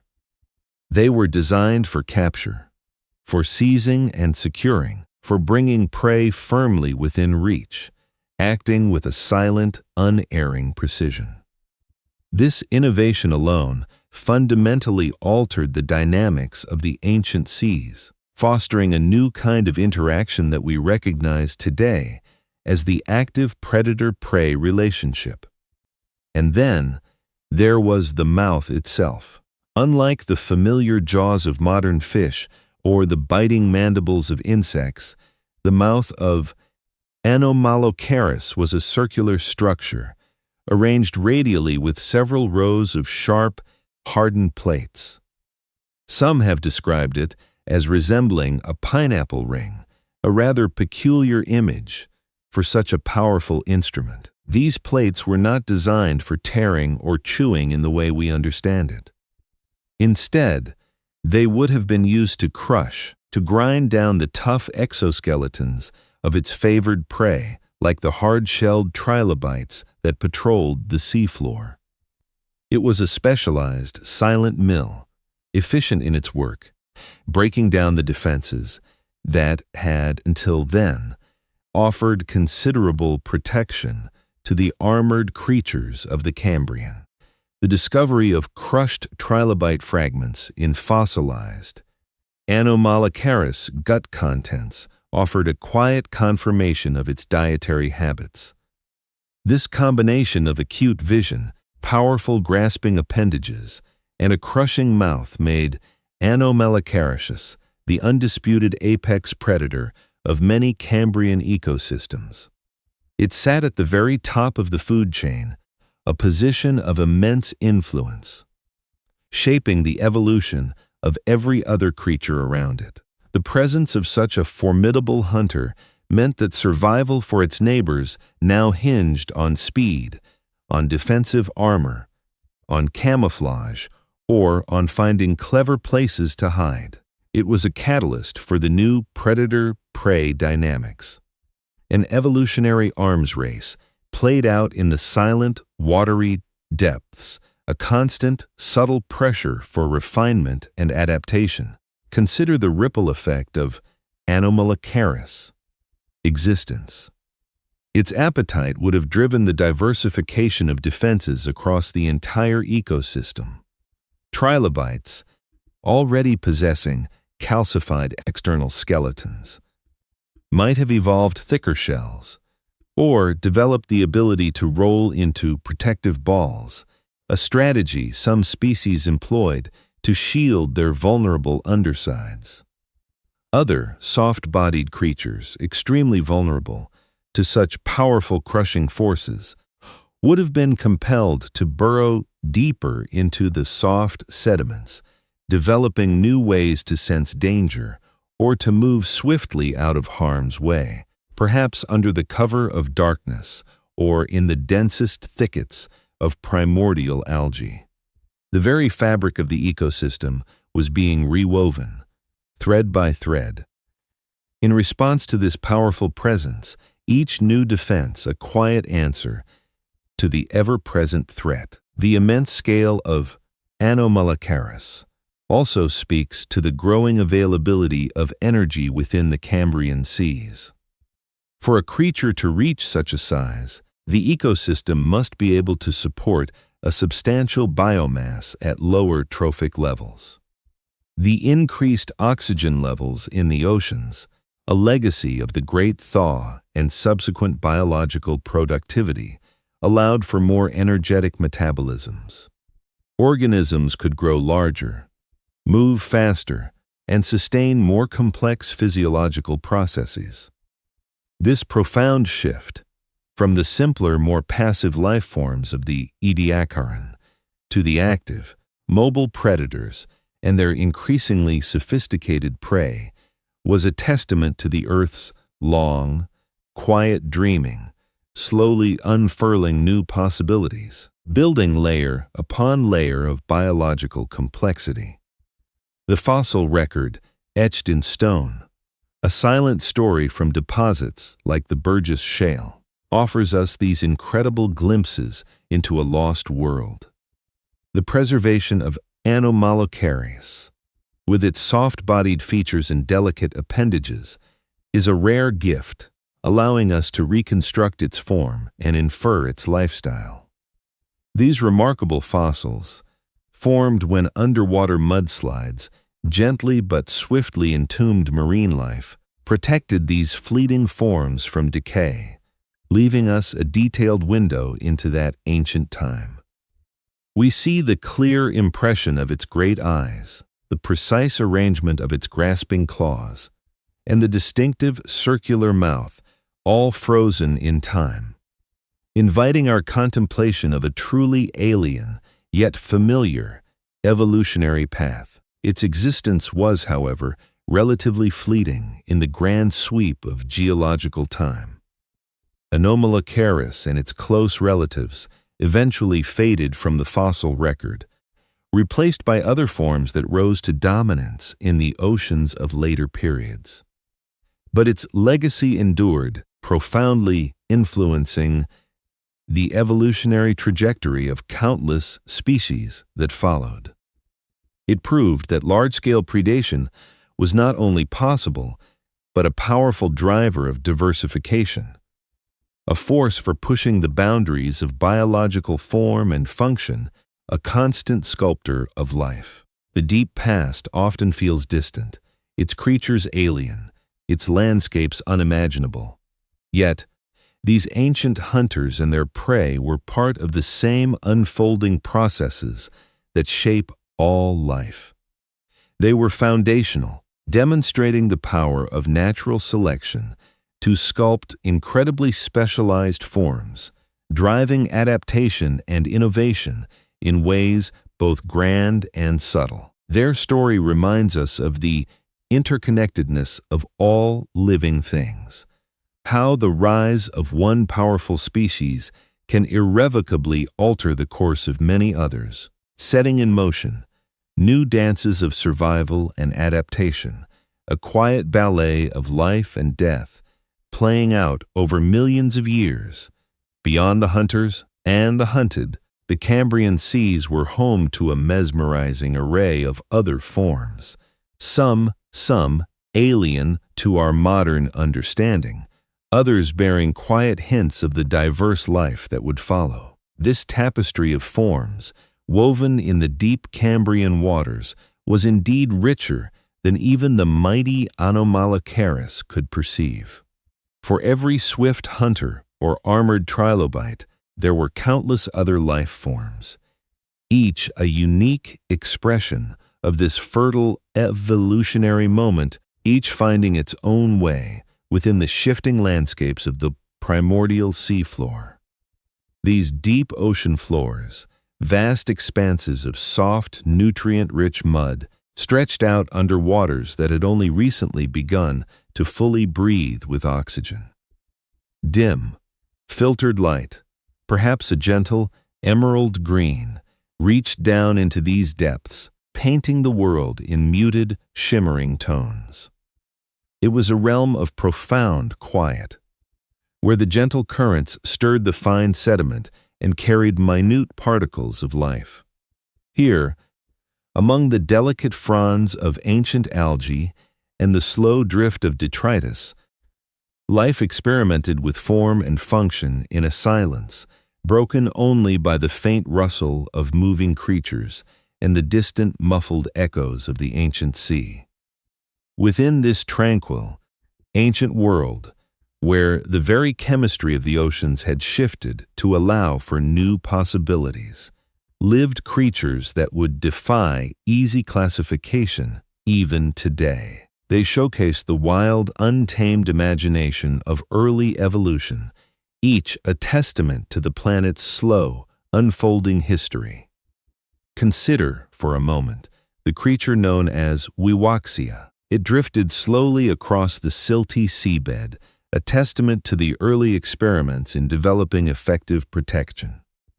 This peculiar, slug-like organism, perhaps 3 to 5 centimeters in length, was not built for speed, nor for the rapid hunt. Instead, its soft body, which might have been brightly colored in the living creature, was carefully protected by a remarkable array of mineralized elements. Tiny, overlapping scales, arranged in neat longitudinal rows, like tiles on a roof, covered its upper surface. They formed a flexible but resilient armor, allowing the creature to bend and move, yet shielding its delicate tissues. And along its back, standing erect in 2 distinct rows, were slender, protective spines. These spines, much like the scales, were composed of a hard, calcium-rich material, a quiet innovation made possible by the increased availability of minerals in the Cambrian seas. They offered a formidable defense, a prickly barrier against the snapping appendages of a passing Anomalocaris or the probing legs of a hungry trilobite. Wiwaxia moved with a quiet dignity, its bristly underbelly gently working the soft sediment, likely grazing on microbial mats, slowly absorbing the energy of its world. It lived a slow, deliberate life, a quiet existence in a world of emerging complexity. Its layered defenses were a clear testament to the new pressures of predation that had begun to shape life's unfolding, a delicate balance between survival and adaptation. This mosaic of hard parts allowed it to carve out a unique niche, a slow, armored grazer in a world increasingly full of sophisticated hunters. Further into this ancient sea, where the darkness deepened with each passing meter, and the currents whispered of untold ages, another curious creature made its home.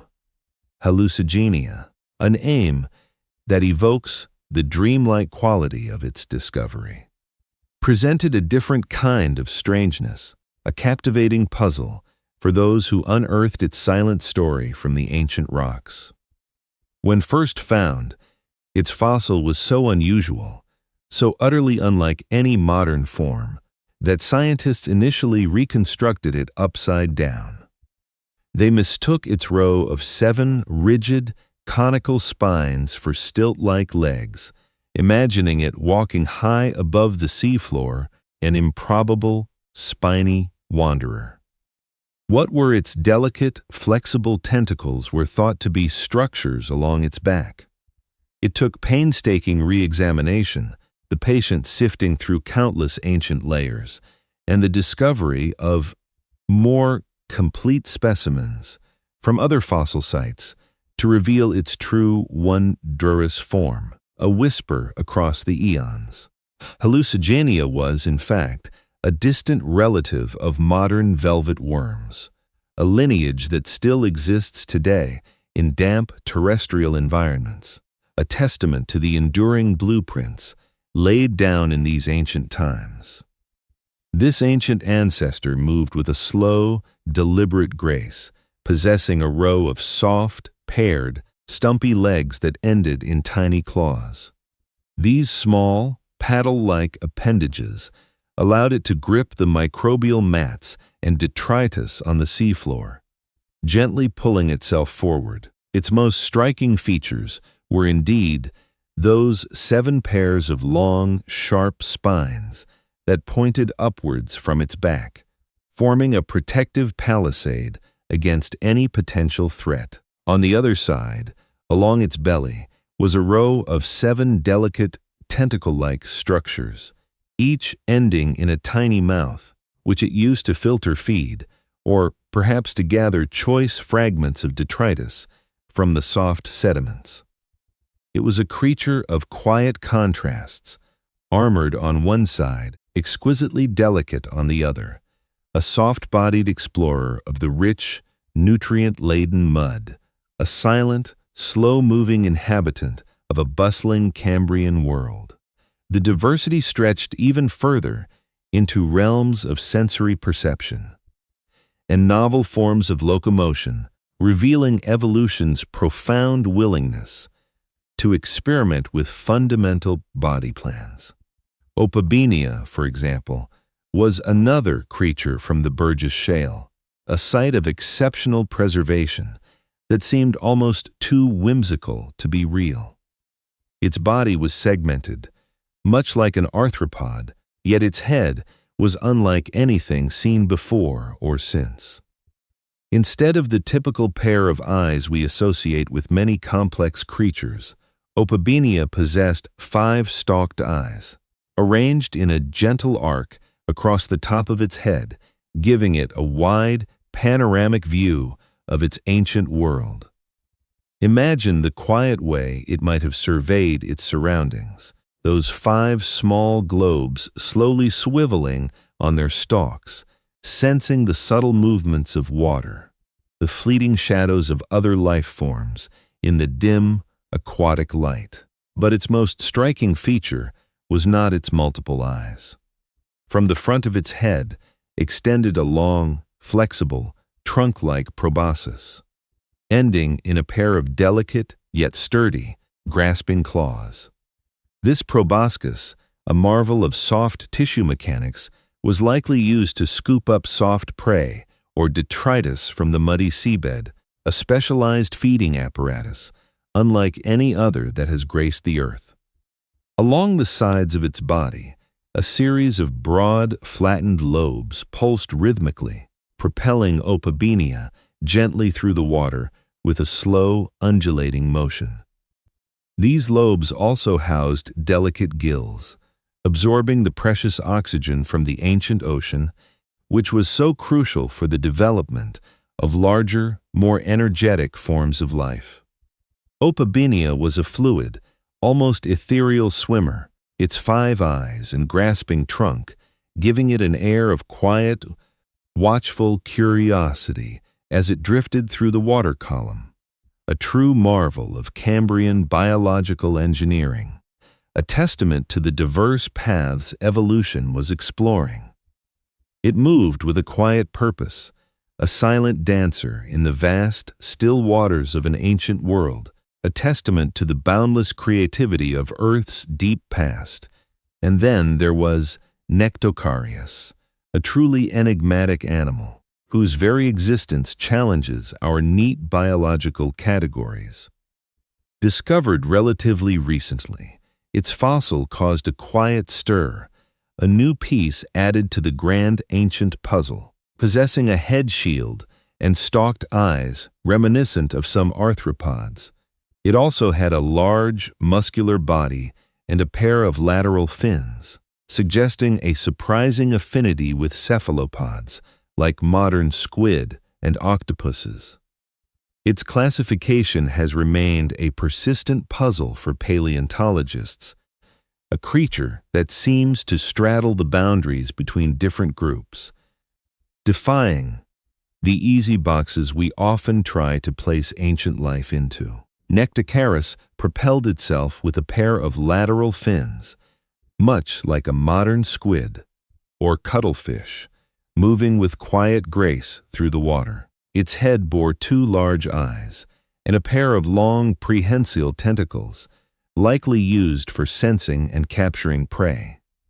This blend of features, this refusal to conform to a single established lineage, highlights the morphological experimentation of the Cambrian. It reminds us that during this period of rapid diversification of body plans, the very rules of animal body plans were still being written, or perhaps rewritten, with each new form a unique draft in the ongoing story of life. These diverse and often bizarre forms, the armored Wiwaxia, the reimagined Hallucigenia, the five-eyed Opabinia, and the unclassifiable Nectocaris, all reveal the incredible morphological experimentation occurring within the Cambrian seas. They were not merely variations on a theme, but bold new compositions, each representing a unique solution to the challenges and opportunities of a newly oxygenated, nutrient-rich world. The deep past was a laboratory on an unimaginable scale, where the fundamental blueprints for animal life were being sketched out in countless ways, most of which would fade, leaving only the faintest echoes. The vastness of this lost diversity is humbling, a quiet testament to the fleeting nature of many evolutionary paths. The Burgess Shale, with its exceptional preservation, acts as a quiet window into this period of intense creativity.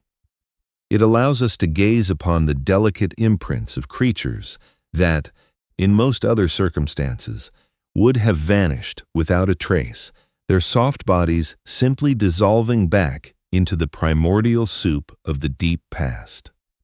This ancient mud, quietly holding its secrets for millions of years, reveals the true scale of the rapid diversification of body plans that defined the Cambrian explosion. It shows us how quickly life filled these new ecological niches, trying on different shapes, different senses, different ways of being, each a fleeting flicker in the Earth's long, quiet story. These are the quiet wonders that swam and crept and grazed across the ancient seafloor under the soft, diffused light of a world utterly unlike our own, yet deeply connected to it. Each strange form, in its own silent way, speaks of the relentless, patient power of evolution to craft beauty and function from the simplest beginnings, an endless array of possibility, unfurling through the slow passage of time. Among these varied and often enigmatic forms, nestled quietly within the ancient fine-grained mud of the Burgess Shale, lay Picaia gracilens, whose simple presence held vast significance, a silent glimpse into our own deepest past. Its delicate, worm-like form was preserved with tender care, embodying quiet humility, typically measuring just a few centimeters, a slender ribbon in the vast ancient ocean. Yet, within its simple anatomy lay a secret, a profound structural innovation that would echo through countless eons. This tiny being, scarcely larger than a human finger, carries a lineage that stretches back to the earliest moments of what would one day become familiar to us. We are looking at a very early chordate. The term chordate itself holds a quiet significance, encompassing a broad group of animals that share certain fundamental characteristics, including, eventually, ourselves. Pikaia, in its quiet way, shows us these first, tentative steps. It possessed a distinct head and a tapering tail, a basic bilateral symmetry we have come to recognize. Along its sides, one might discern faint, V-shaped muscle blocks arranged in a repeating pattern. These subtle segments hint at a more efficient way of moving through the water, a gentle undulation that allowed it to propel itself with a quiet grace. But it was an internal feature, unseen by the casual observer, that truly set Pikaia apart. Running along the length of its back, just beneath its outer skin, lay a flexible rod. This was not a bony spine, not yet. Bone would come much later in the long evolutionary story. Instead, this supportive structure was made of a more pliable material, a kind of primitive cartilage. We call this defining characteristic a notochord. It gave Pikaia a quiet internal scaffold, a gentle rigidity that allowed it to swim with purpose, rather than simply drifting on the currents. It was a subtle, yet utterly transformative adaptation. One can almost perceive the shift this notochord represented. In a world still largely populated by soft, sessile forms, or creatures moving with less coordinated grace, Pikaia's controlled undulations would have offered a quiet advantage. It could move away from a threat or towards a food source with a new efficiency. Its small presence was a quiet testimony to the power of incremental change, a gentle whisper across the eons, speaking of deep, foundational improvements. The availability of calcium, a mineral we recalled flowing into the oceans from the Great Thaw, supported a quiet diversification of internal and external structures. To truly appreciate Pikaia, we must allow our minds to settle into the stillness of its ancient world. Imagine the water around it, cool and perhaps a little denser than our modern oceans, filtering a pale, diffused light from an unfamiliar sky. The seafloor was a tapestry of fine silts and muds, where other strange Cambrian forms slowly grazed or gently burrowed. Perhaps a larger Anomalocaris, the apex predator of its time, might have glided silently overhead, casting a momentary shadow. Yet, Pikaia, in its delicate vulnerability, found a way to persist, to thrive in its own quiet niche. The soft body of Pikaia, lacking the calcified shells of trilobites or the hardened armor of other early arthropods, makes its preservation in the Burgess Shale all the more remarkable. This exceptional fossil site, nestled high in the Canadian Rockies, offers us an almost miraculous window into worlds within worlds, turning slowly, capturing not just the hard parts of organisms, but the faintest impressions of their soft tissues. Etched in stone, a silent story of Pikaia's notochord and muscle blocks became available to our quiet scrutiny centuries after its quiet existence. This unique preservation, born from rapid burial by underwater mudslides, allows us to piece together the delicate puzzle of these distant lives. Pikaia represents a very early branch on the immense evolutionary tree. It is a distant, quiet ancestor to all vertebrates, that vast group which includes fish, amphibians, reptiles, birds, and mammals. From this humble, soft-bodied beginning, the architectural plan for an internal skeleton would slowly unfold. The notochord, a simple flexible rod, would, in later creatures, be slowly replaced by a segmented column of bone, the vertebral column.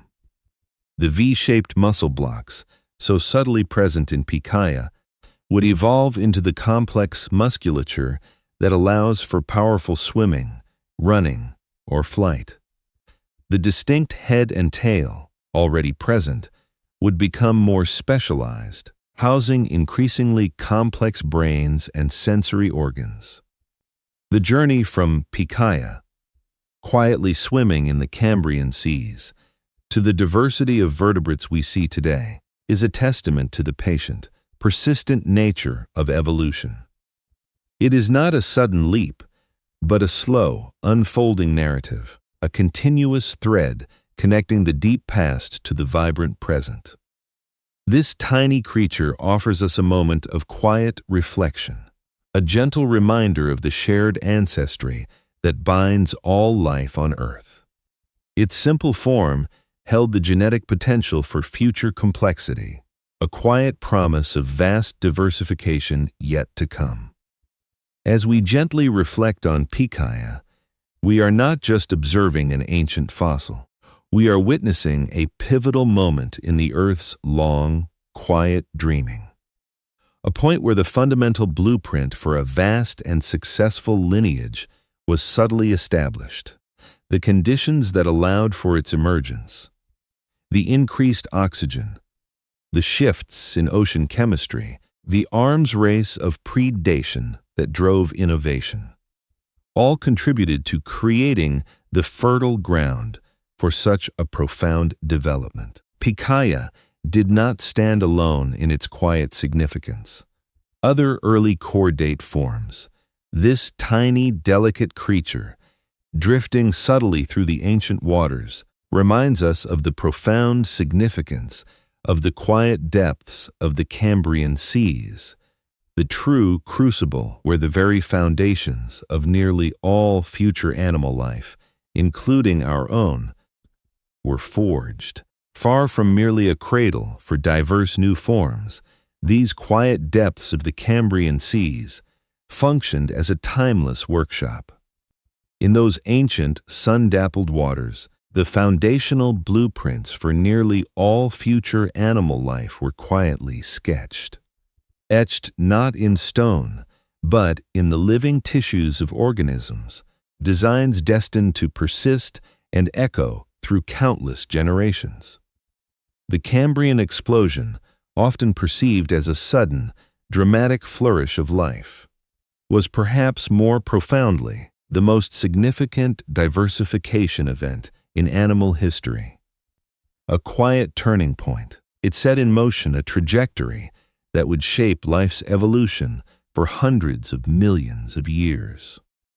When we look around us today, at the astounding variety of animals that populate our world, almost all modern animal phyla can trace their origins or stem groups back to this distant period. From the most unassuming worm to the grandest whale, the basic organizational principles, the underlying framework of their existence, found their footing in the Cambrian. Think of the enduring presence of bilateral symmetry, that elegant division into a left and right side. It was a common feature among many Cambrian creatures, offering advantages in directed movement and the development of distinct head and tail regions. This design, so prevalent then, remains a hallmark of the vast majority of animals now. Similarly, segmentation, the repetition of body units, a feature clearly visible in the trilobites we spoke of, provided flexibility and specialization. These features, along with the nascent development of distinct organ systems, became widespread.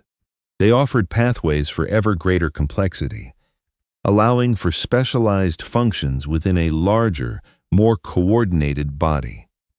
The innovation of hard parts, too, left an indelible mark.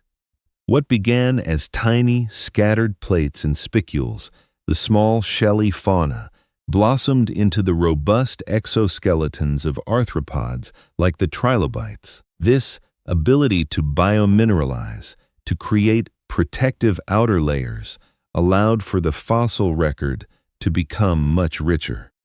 It preserved the silent stories of these ancient creatures in a way that the soft-bodied Ediacaran forms rarely could. These shells and skeletons offered both defense against the newly emerging predators and structural support, enabling animals to grow larger and explore new environments within the water column.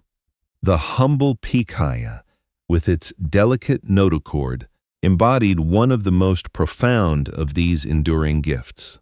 That flexible rod, running along its back, was a quiet prophecy. It foretold a future where internal skeletons would allow for immense body sizes, for agility, and ultimately for the evolution of vertebrates.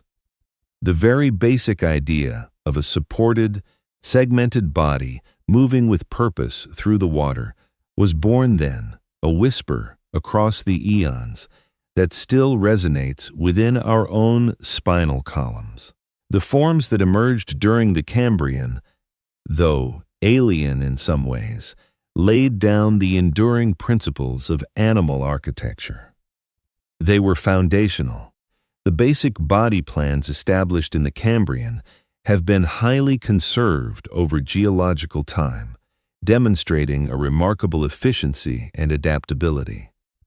It is as if the Earth, in its profound, patient wisdom, conducted a vast evolutionary experiment, and, having found designs that worked, subtly refined them rather than starting anew. Consider the arthropods, those segmented creatures with jointed legs. The trilobites were their early masters, exploring countless variations on this body plan. Their descendants, through countless millennia, would crawl onto land, take to the air, and dominate vast stretches of the planet, from insects to crustaceans, all bearing a distant family resemblance to their Cambrian ancestors. Each carries within its very structure the echo of those early days. The Cambrian, therefore, was not merely a fleeting moment of biological creativity. It was a period of deep establishment. It was where the rules of animal construction were written, where the main branches of the tree of life firmly rooted themselves. These were the enduring legacies, the quiet gifts passed down from an ancient, bustling world of primordial seas and pioneering life forms. The complexity and diversity we see today are, in many ways, an elaboration, a magnificent unfolding of those initial designs. As we quietly observe the passing of these immense timescales, it becomes clear that the Cambrian period was a time of both incredible innovation and profound laying of groundwork. It was a crucible where the raw ingredients of life, combined with favorable environmental conditions and genetic opportunity, coalesced into enduring forms. The world that followed, through all its subsequent transformations, would build upon these strong foundations. Even as continents shifted and climates changed dramatically, the core organizational themes, the very essence of what it meant to be an animal, remained. It's a testament to the elegant simplicity and robust effectiveness of those early designs. They were flexible enough to adapt to ever-changing circumstances, yet stable enough to carry their essential character forward through vast stretches of time, almost as if these ancient blueprints were woven into the very fabric of existence itself. The quiet persistence of these structures, their ability to be modified and repurposed, speaks to the depth of the Cambrian's influence. It reminds us that evolution is not always about radical invention, but often about the patient refinement of what already works, the subtle reshaping of familiar patterns to suit new challenges and opportunities. Like a skilled artisan who returns to a beloved motif, finding new expression in an ancient form. Life on Earth has continuously reinterpreted these fundamental designs, and so we can feel a sense of profound connection to those distant Cambrian waters. The very systems that govern our own bodies, the bilateral symmetry of our limbs, the segmentation of our spine, the specialized organs working in concert, are whispers from that ancient past. They are echoes of a time when the world was new and life was taking its first tentative, yet ultimately decisive, steps towards the incredible diversity that defines it now. It is a slow, deep connection, stretching back through the ages, revealing the quiet power of life's enduring persistence. This foundational period truly was central to the long, quiet dreaming of the earth, shaping not just a chapter, but the very language of life for all that followed. Thus, the ancient blueprints, designed in those primordial oceans, continued to echo across the eons, guiding the persistent currents of evolution long after the Cambrian seas had receded, forming the enduring structures of the intricate web we observe today. These enduring structures, spun in the deep past, were more than a mere collection of individual threads. They were the foundational patterns of a vast tapestry, continuing to influence the unfolding drama of life for epochs untold. The innovations that blossomed in the Cambrian seas were not merely momentary flourishes, confined to that distant era. They were profound designs, elegant solutions that proved endlessly adaptable, enabling the vast radiations of life that would follow. Consider the simple, yet profound, act of hardening, the creation of a shell, an exoskeleton, a protective layer of mineralized bone. It began with creatures like the small shelly fauna, their tiny forms building defenses against a newly predatory world. Then came the trilobites, their segmented armor and complex eyes, allowing them to navigate and perceive their environment with a sophistication previously unknown. These early protective structures were far more than mere shields. They provided anchorage for muscles, allowing for more powerful movement. They offered support, enabling bodies to grow larger, to defy gravity in ways soft-bodied forms could not. This simple hardening, this ability to extract minerals from the ocean and shape them into lasting forms, was a quiet triumph. It became a basic tool in life's toolkit, one that would be picked up and refined by countless lineages over hundreds of millions of years. It allowed for the development of the internal skeletons that support vertebrates, the shells that protect mollusks, and the intricate carapaces of crabs and insects.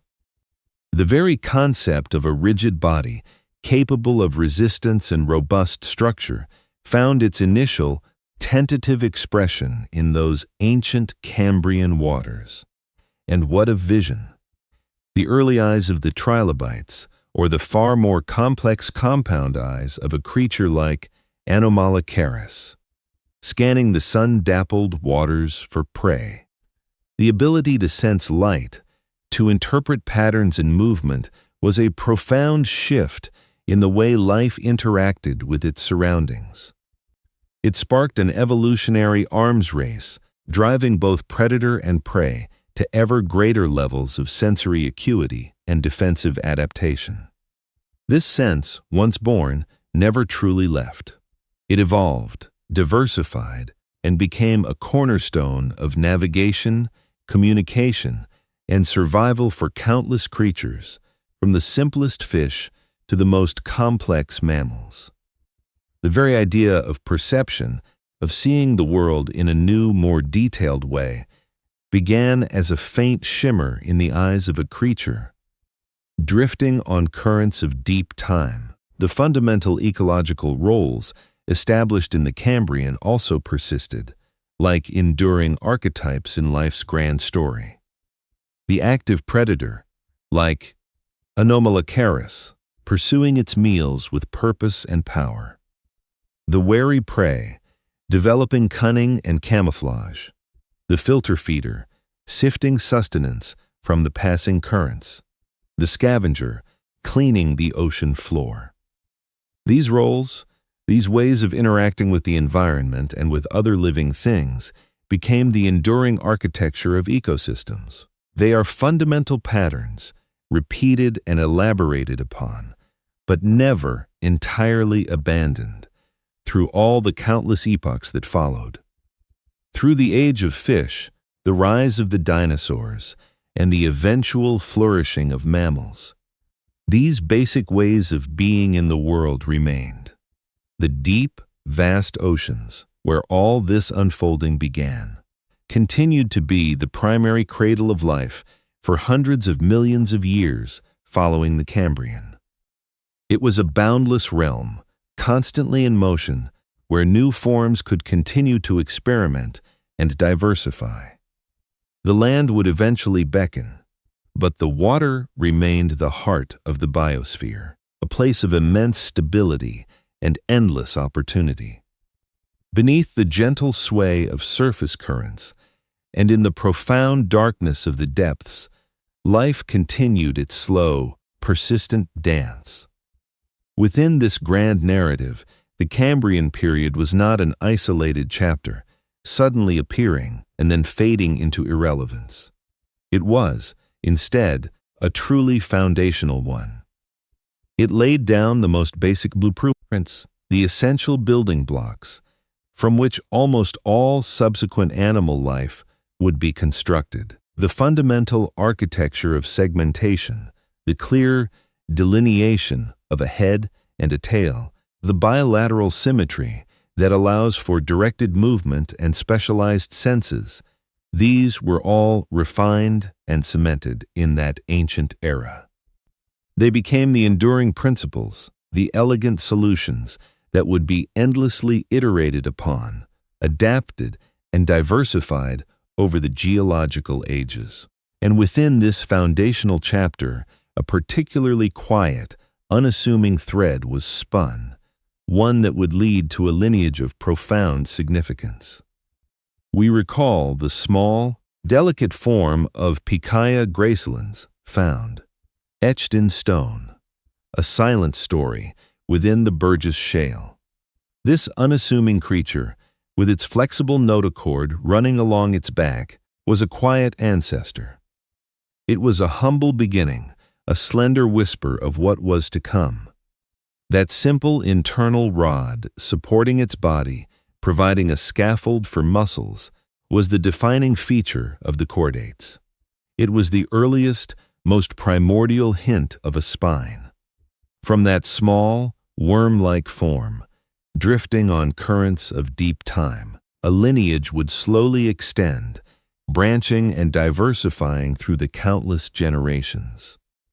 It would lead to the earliest fish, then to amphibians, to reptiles, to birds, and eventually to the mammals.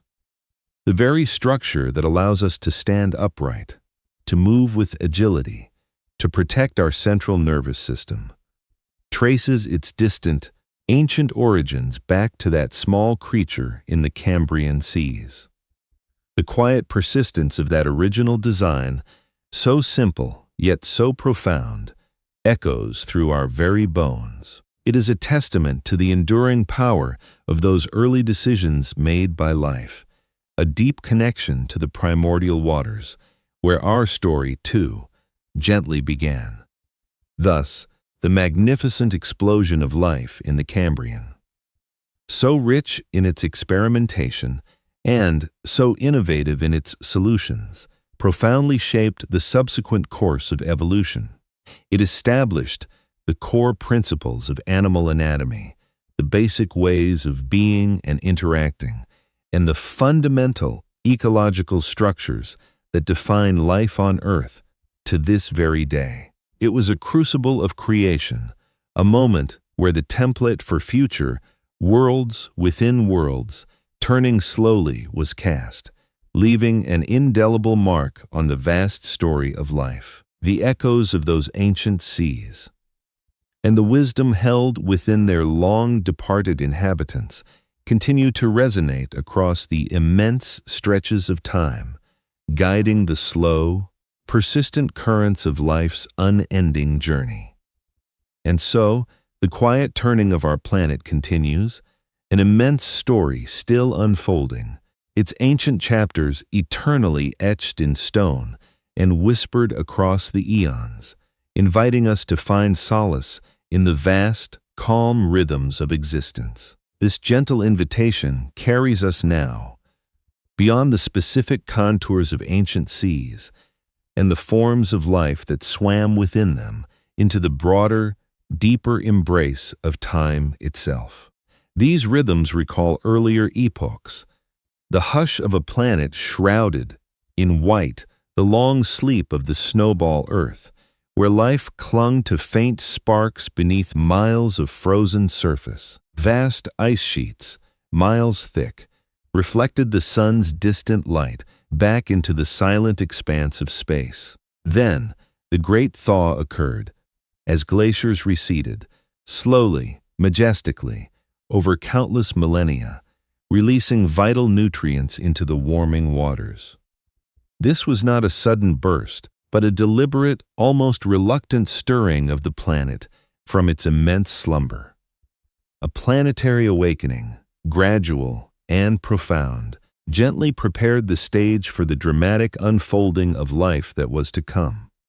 Then, the Ediacaran emerged, a world of soft, strange forms, gently swaying and resting in the shallow waters that bathed the emerging continents.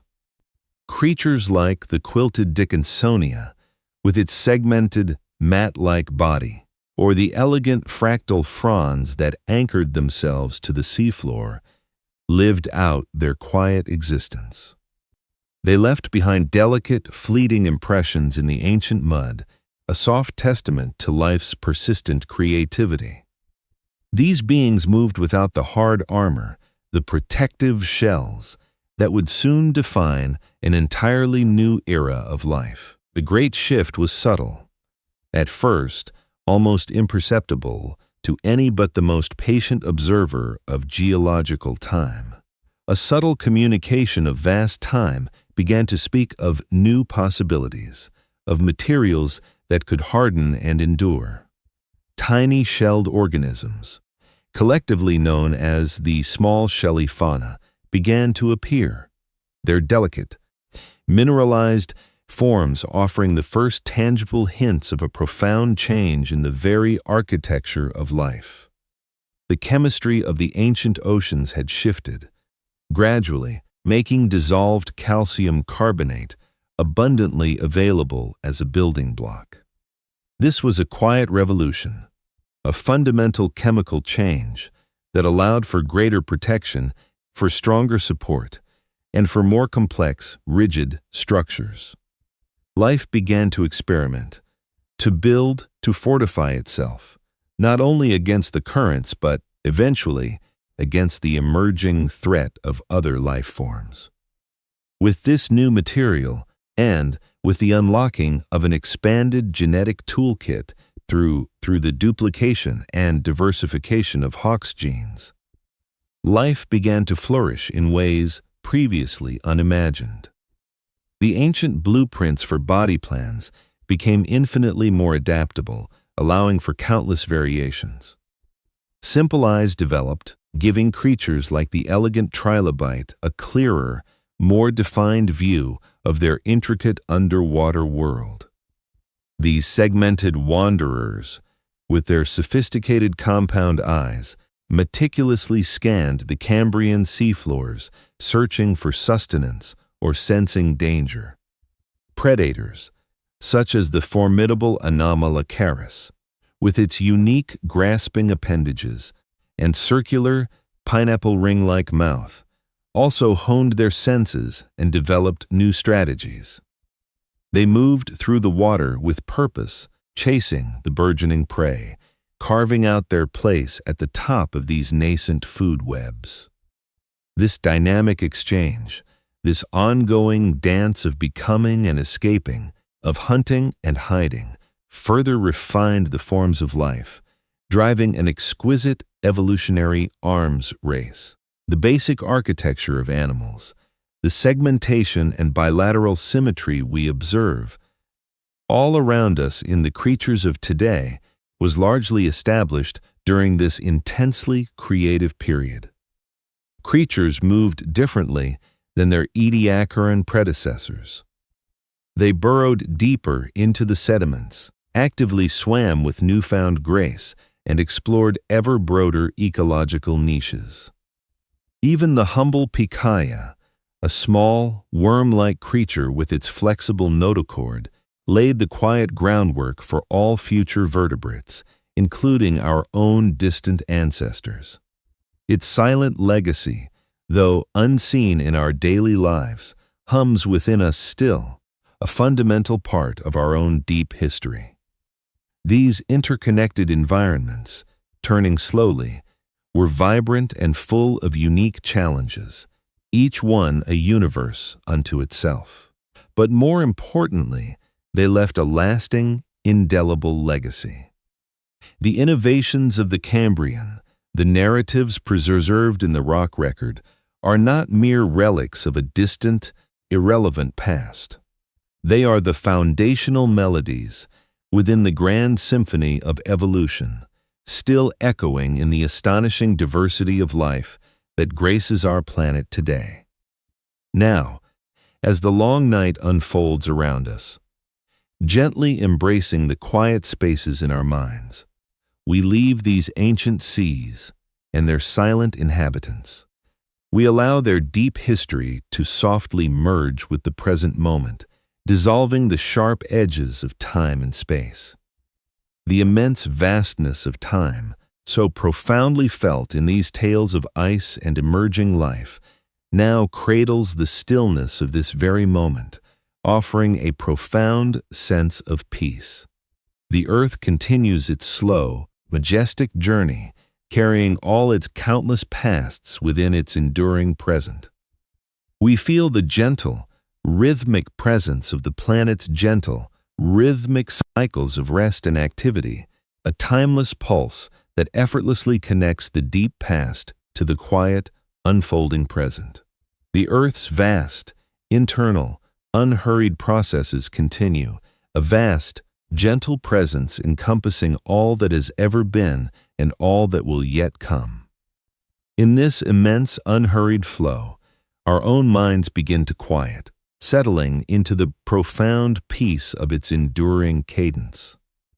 We have witnessed profound transformations, immense shifts in climate and continental arrangements, and the emergence of entirely new ways of being and interacting. From the most primitive single cells to the soft quilted creatures of the Ediacaran, and then to the armored, active explorers of the Cambrian seas. Each step, each evolutionary innovation, felt like a deliberate turning of the cosmic wheel, gently guided by forces both grand and subtle, yet always patient. And all of it, a preparation, a quiet, necessary prologue for the unfolding of an even vaster story. One that continues its patient narrative around us even now, in the stillness of the night. The fossil record, those delicate, preserved imprints left in ancient mud and rock, has whispered its timeless secrets to us. It has shown us not a sudden, unheralded burst from nothingness, but rather a slow, patient gathering storm of possibility. A steady, deliberate unfolding of genetic potential meeting opportune environmental conditions. The apparent explosion of life was perhaps more akin to a vast, slow sunrise, inevitable and magnificent, gradually illuminating a landscape long prepared for its light. As we drift further into the embrace of this quiet night, allow the vivid details of these ancient chapters to soften and blur at the edges of awareness. Let the images of ancient creatures become like distant clouds, slowly reshaping in the quiet sky, then fading softly into the vast, calm expanse. The ultimate purpose of our journey was not to retain every intricate fact or name, but to feel the profound vastness, to understand the deep, unbreakable connections that bind all life, and to find a lasting, profound peace in the relentless, yet always gentle, march of deep time. The earth, in its unending silent cycle, continues to turn on its axis. Continents drift across its surface with an unhurried grace. Mountains, once impossibly high, slowly rise and just as slowly erode back into the dust from which they came. A process slower than any clock, yet faster than any human life can fully comprehend. Oceans deepen and recede, their boundaries shifting like the restless dreams of a giant. The subtle communication of vast time gently reminds us that change is the only constant. Yet this change itself unfolds with an immense, unhurried grace, following patterns as old as time itself. There is no urgency in these grand cycles, no haste, only the profound, patient unfolding of existence. This understanding, this quiet acceptance of the Earth's deep time, brings a unique and profound form of calm. It reminds us of the fundamental stability that quietly underlies all apparent flux and change. The enduring, ever-present presence of the planet, its ancient wisdom and immense history, gently cradles us now. We are an intrinsic part of this boundless story, a tiny, fleeting moment within its immense sweep, yet connected, irrevocably, to every ancient creature, every shift of rock and sea, every gentle cycle of the planet. The legacy of the Cambrian, of those first complex body plans, and the innovative structures that launched them into being, lives within us all, even now. It is present in the segmentation of our own spines, providing strength and flexibility. It is reflected in the bilateral symmetry of our own forms, guiding our movement and perception. It lives in the very way our senses interpret the world around us, a fundamental blueprint passed down through countless generations. A profound and unbroken thread stretches back through millions of years, connecting us directly to those first intrepid swimmers in primordial seas, to the very dawn of complex animal life. The Earth continues its deep internal processes, its silent ongoing work. It breathes its ancient air, it dreams its timeless dreams. It shapes itself, relentlessly, patiently, over geological ages. And we, in our quiet contemplation, observing this immense narrative, become, for a time, part of that very rhythm. The gentle, steady hum of the planet's long history becomes a soothing lullaby, inviting our own minds to unwind, to soften, to release the day's last concerns, and to prepare for their own quiet journey into profound and peaceful rest. Now, as the long night unfolds around us, we leave these ancient seas and their silent inhabitants, allowing their deep history to softly merge with the present. And in this quiet moment, the distant echo of their ancient journey invites us to drift into our own profound and peaceful slumber.